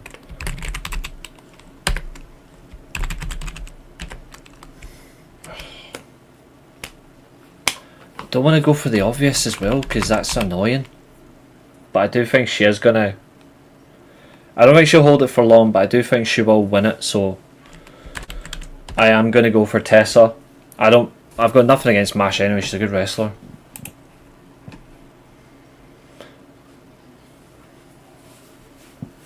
I don't think anyone has a genuine problem with people accepting opinions. It's the reality that it comes across as forced views that don't make sense. Especially from some things that come across from all aspects. Cora Jade is a fraud, 100%.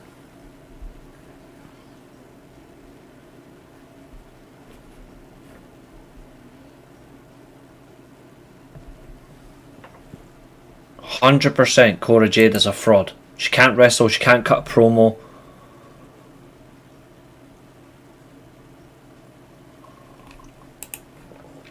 That would be the in-ring stuff, not the... That would be the in-ring stuff, not the promos, right?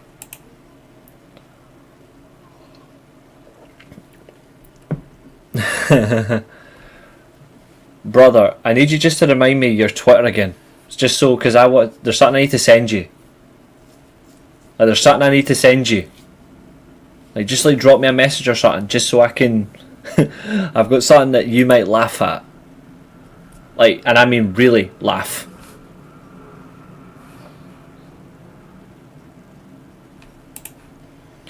Masha had the title too long. Tessa makes sense, or why bring her on? Yeah, she's not had the title too long, to be fair. She's only had it since January.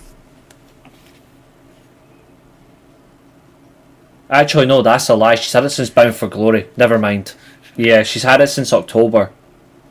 But even then, is it really her fault? I don't think so.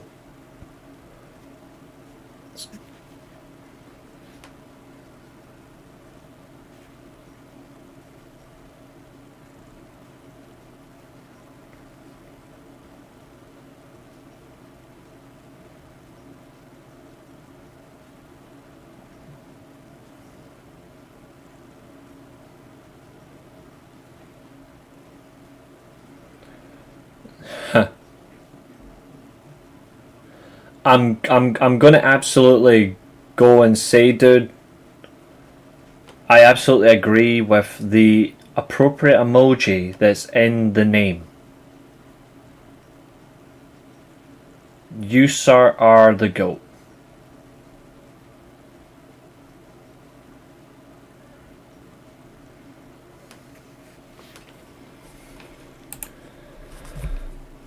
I like both females, but Masha's had that belt for half a year now. It's almost inevitable at this point. It's also the which makes no sense for me, is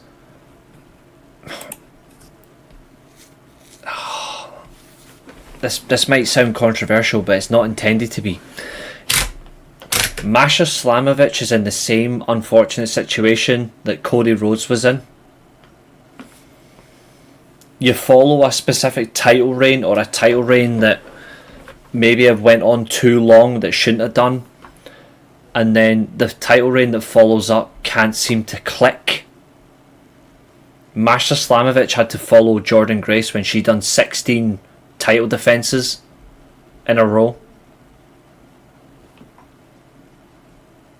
Masha can't even top that. There's nothing that she can do. So I do agree, like, it's inevitable, like, but it's because she's never really been able to do anything, which I think is awkward, if that makes sense.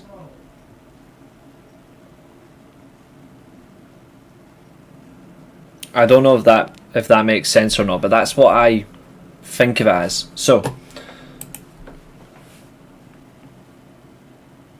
yeah, I know. I'm the same.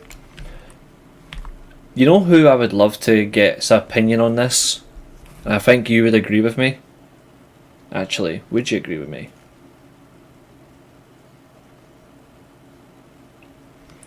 You know who I miss in this chat? Because he would have cooked some of these. I missed Davian. And a bit of Darth. Two of my boys. I miss them because they also would have cooked.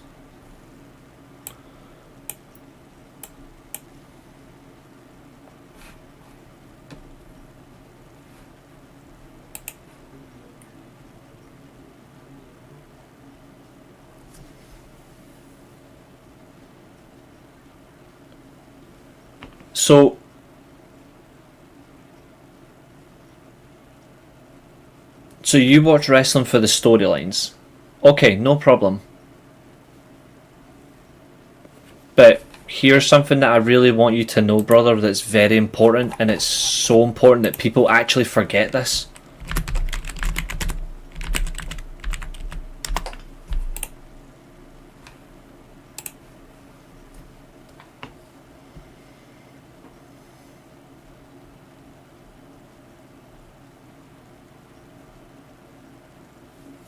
All I'm saying is a match is a story.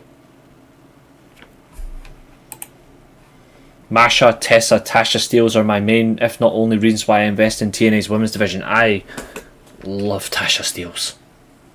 That woman is on another level. I don't think Cody holding the championship for a year was a problem. He ended Roman's 3-year reign. He needed to hold it for a while. I'm not saying it was a problem. It's just that people inevitably wanted it to come off him very quickly because of what they were subjected to for 3.5 years. Yeah, I know. I would have added Taylor Wilder. She hadn't disappeared. Or Killer Kelly. Don't even know when she's coming back after her pregnancy. She's been back in the ring for a while. Curious what made you a wrestling fan. Funnily enough, it was more than just the actual matches. I enjoy good promos, but here's the thing. They all intertwined. I could tell you, but we'd be here for a long time. Oh, by the way, Darius, I've followed you on Twitter, dude. So, let me just get the rest of your predictions. So, if I could just get all the other predictions in, that would be great, and then I can leave it at that, because I need to give a few wee announcements as well for the weekend.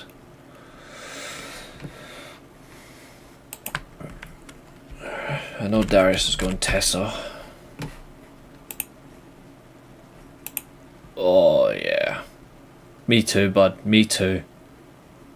Bronson and Reed. Yeah, I split them in half too. I split him in half. Because he nearly split himself in half.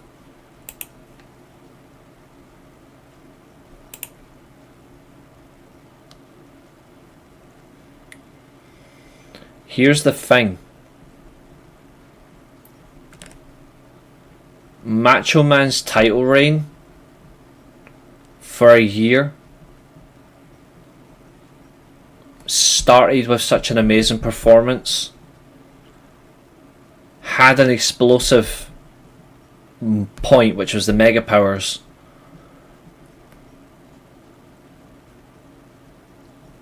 The only thing they did wrong was have him lose back to Hogan. It was successful because Macho Man actually maintained a strong work element. It was opposite to Hogan. That's what made it successful. Whereas Cody's wasn't essentially different to Roman's. The only difference was it wasn't every little bit of a ref bump. But it was still the same working way. That's exactly what we did at Wembley twice, brother. And that Rev Pro show we were at. Sitting there in the front row, bloody watching that Oku versus Luke Jacobs match.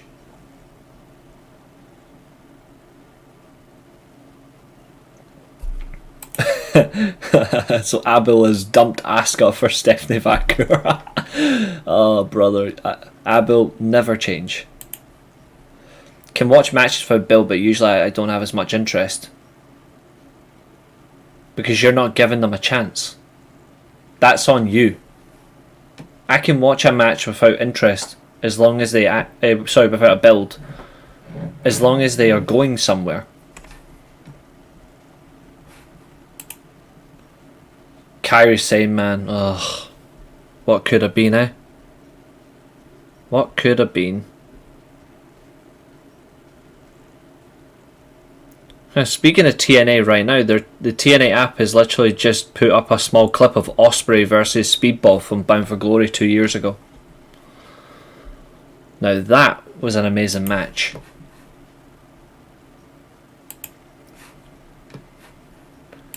Asuka, I don't think she'll ever come back. I hate that she's getting so much social media hell. That's cruel.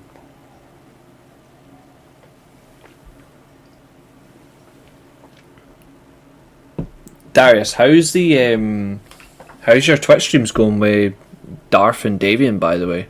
I haven't seen them in quite a while. That's obviously my fault. I've not been around as much, but how are they getting on?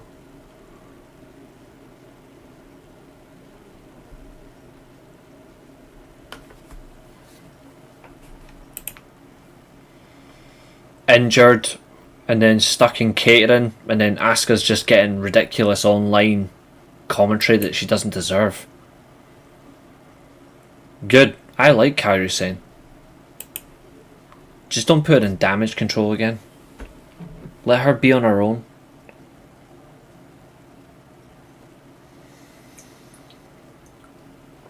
If you ever get the chance, guys, hold on. I'm going to bring up something I think you might like. It should be on your pending follow requests. You haven't been on Twitch in months. How?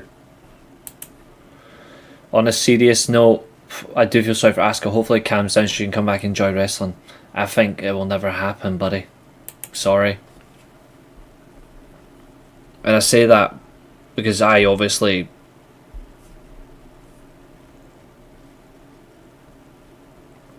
want her to come back, you know, but I think it's over.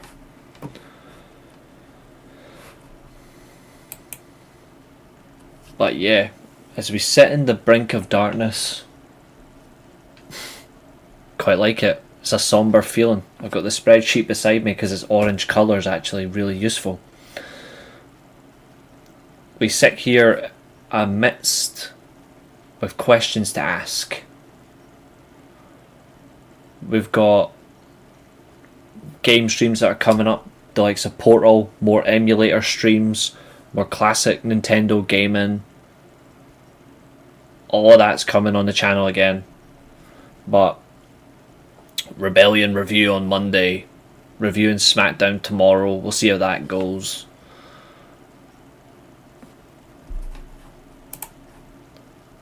Oh brother, you got no idea.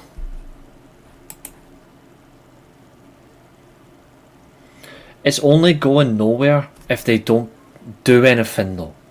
That's not the talent's fault.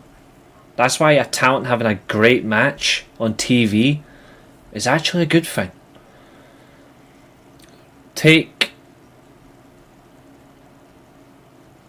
Actually, here's a perfect example because you always mention them, right?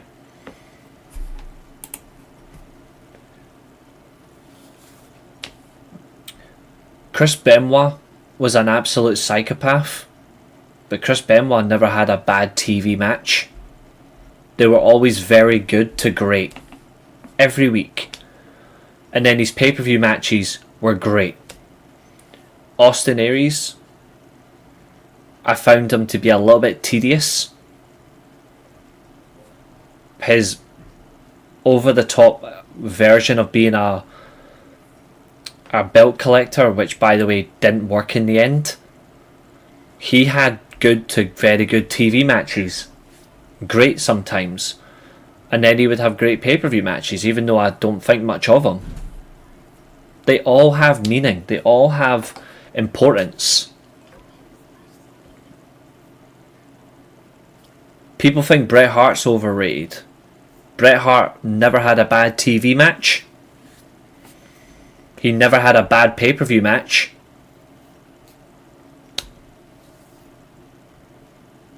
Shawn Michaels never had a bad TV match. He actually only had one bad pay-per-view match. Shane Douglas. Oh wait, never mind. Been watching some NXT Black and Gold matches recently, and holy shit. Yeah. Like, they had some really good talent then.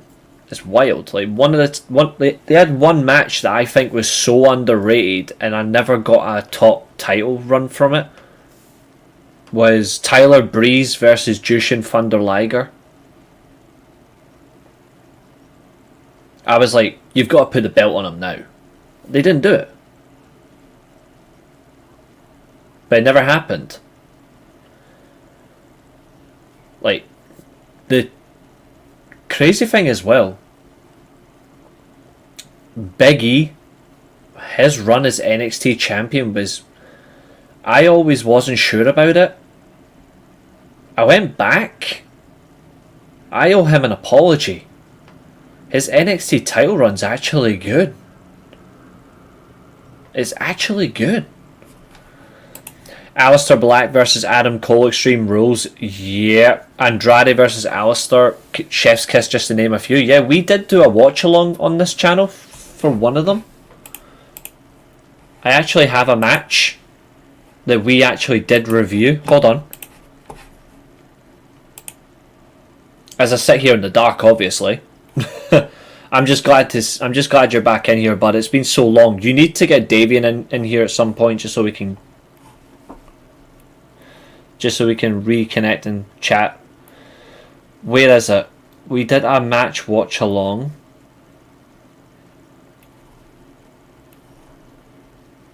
That's the Pokemon Emerald episodes.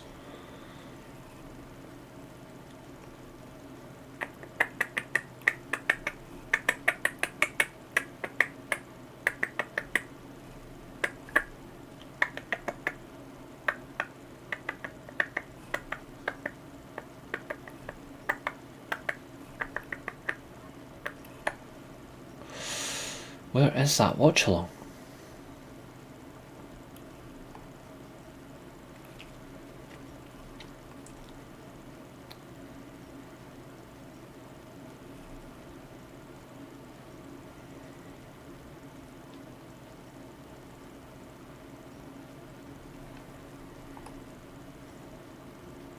That was it. Here we go.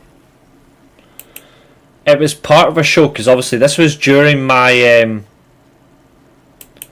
G1 reaction time. I'll be doing that over the summer as well. We'll be doing G1 rewatch alongs. But right here, when CM Punk returned for Collision, this is when we were being very critical on him as well. But on this watch along, we also did Andrade versus Johnny Gargano.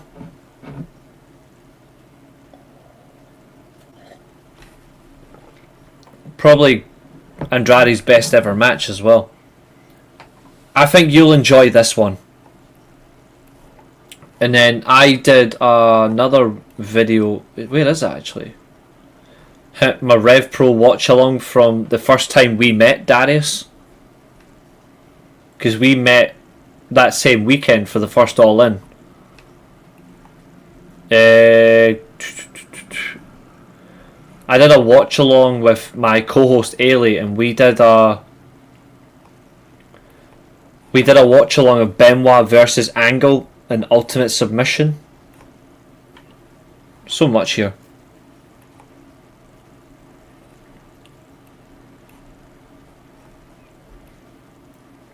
Watch along. That was fun. That was fun.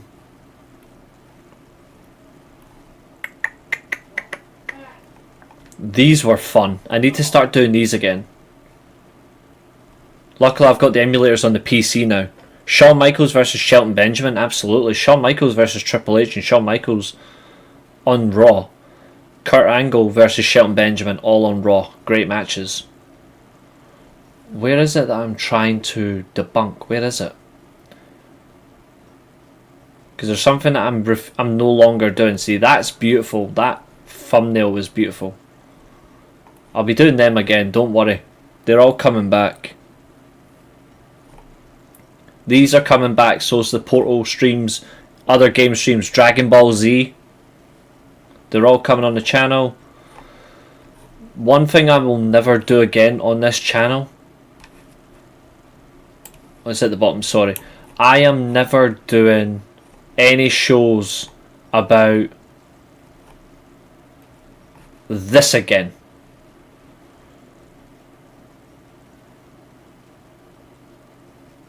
I am not doing anything to do with Saudi ever again on the channel. Oh no, thank you for this as well, everybody. This means a lot to me.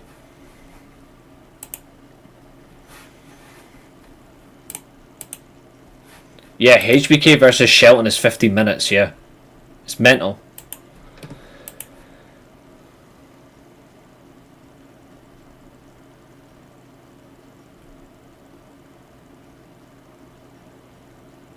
They still have good matches. You don't care what. This is why I think you only care about the company. You don't care about the people. That's why you got so defensive of Triple A earlier when Triple A are an absolute shithole. This is what I don't get. You're not giving these people a chance. You're just going, since it's not what I like, I'm not interested. It just seems a little bit sly. You know what I mean?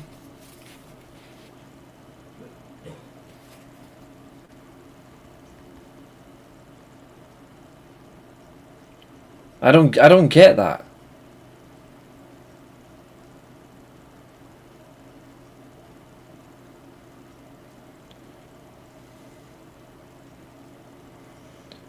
Cheers, bud. I've seen that you've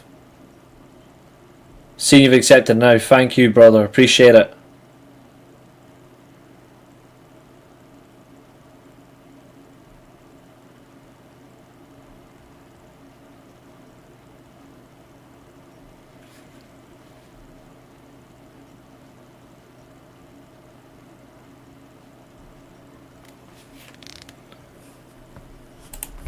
Because it's straight away. Like, automatically. Here's the funny thing, right? You criticise AEW's style, but you love Kobayashi versus Misawa.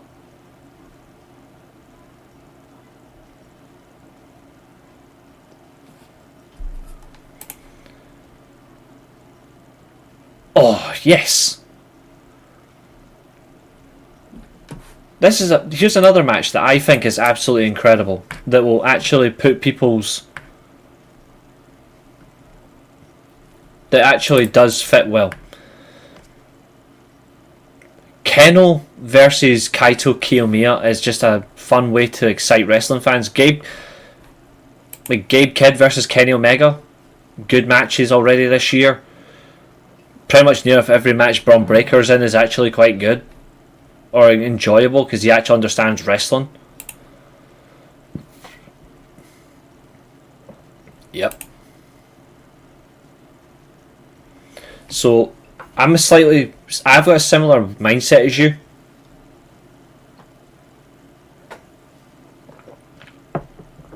So I like to pick a match that I haven't watched in a while and then I'll jump in. And I'm like, we'll see what we do. So if I've got like 10 minutes where I feel like I need a 10-minute relax, I'll watch a 10-minute match that moves me. Like Kurt Angle versus Taz. Or if I've got like 30 minutes where I want something to really sink my teeth into, I'll watch Kurt Angle versus Samoa Joe at Lockdown. And then if I really want just enjoyment, I'll go scavenging through all my personal favourite matches. And I will not stop until I go ding ding ding. That's the one. I haven't watched that match back since. I've only watched it once. The Hell in a Cell, Punk versus Drew. Yeah, but people don't like it apparently because it's the reality that's so aggressive. Yeah, you've seen some. But I bet you I can give you ones that will really make you enjoy it. Like Jericho versus Naito. Jericho versus Okada. Jericho versus Omega. Okada versus Jay White. Twice. Nakamura versus my buddy Kota Ibushi. Tanahashi versus Nakamura. Kurt Angle versus Nakamura. AJ Styles versus Nakamura. AJ Styles versus Okada. All bases. Great wrestling. Naito versus Ibushi. Title versus title.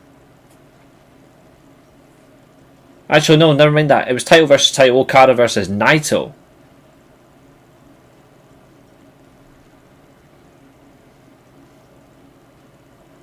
It's just pure wrestling, and wrestling will always have its strengths and its weaknesses, but wrestling, as is fundamentally true, wrestling is always gimmick.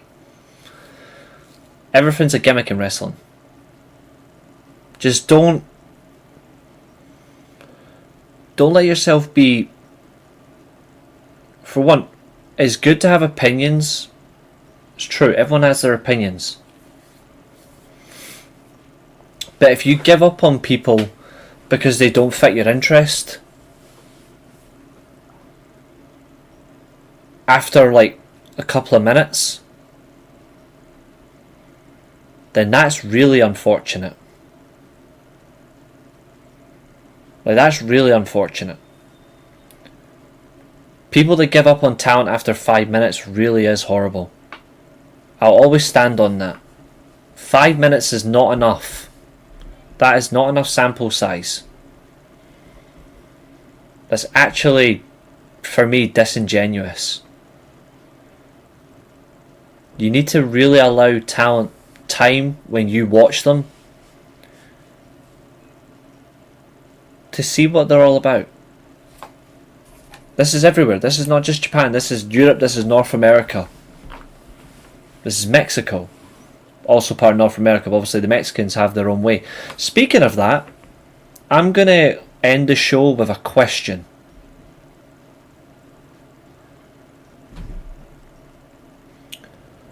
I'm going to put up as a banner, and I'm going to let the words do the question.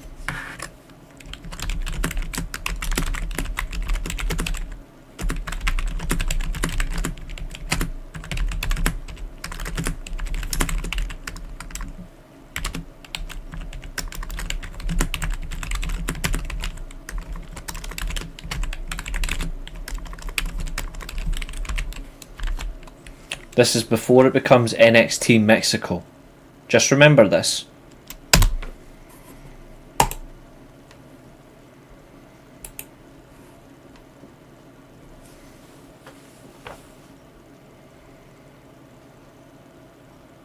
I'm not making this up.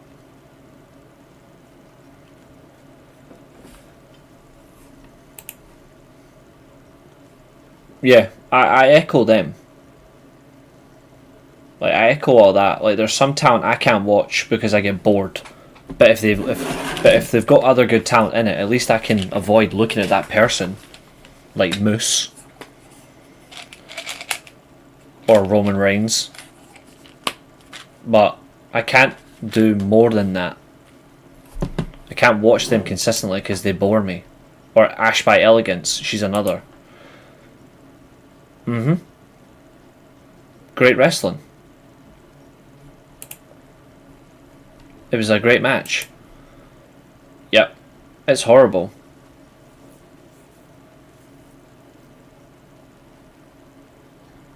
It's wrong. That's sore. That's sore. I feel bad for them.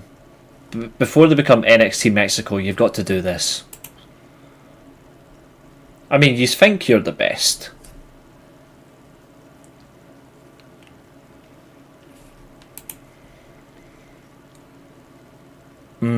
That's a good way to put it. That's a good way to put it. It's almost the same as the WWE one as well. You know what I mean? Like, it's just awkward. Oh, it's huge bullshit. It's huge. But yeah. I was going to do an hour and a half. We've gone 2 hours 28 minutes. I'm happy with that. I like that we always go over anyway. But, ladies and gentlemen, I'm back tomorrow. It's Saturday. So, 6 PM UK time. I will see you then. And we're going to have fun on the way out. Thank you all for watching. I'll see you tomorrow. Actually, no, we've got 2 streams tomorrow. What am I saying? We've got the SmackDown review and we've got the Portal stream. So, actually, keep the notifications bell on because I'm streaming twice. But in the meantime, we will run.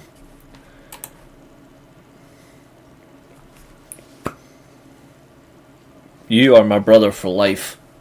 Apart from Zoe Stark, but Shayna Baszler, absolutely. But, so true. So true. Yeah, please do try and enjoy it. Do try. I'm going to as well. I'm going to try. I hope the TLC match is great. But in the process, I'm running. See you later, guys. Thanks for watching. See you tomorrow.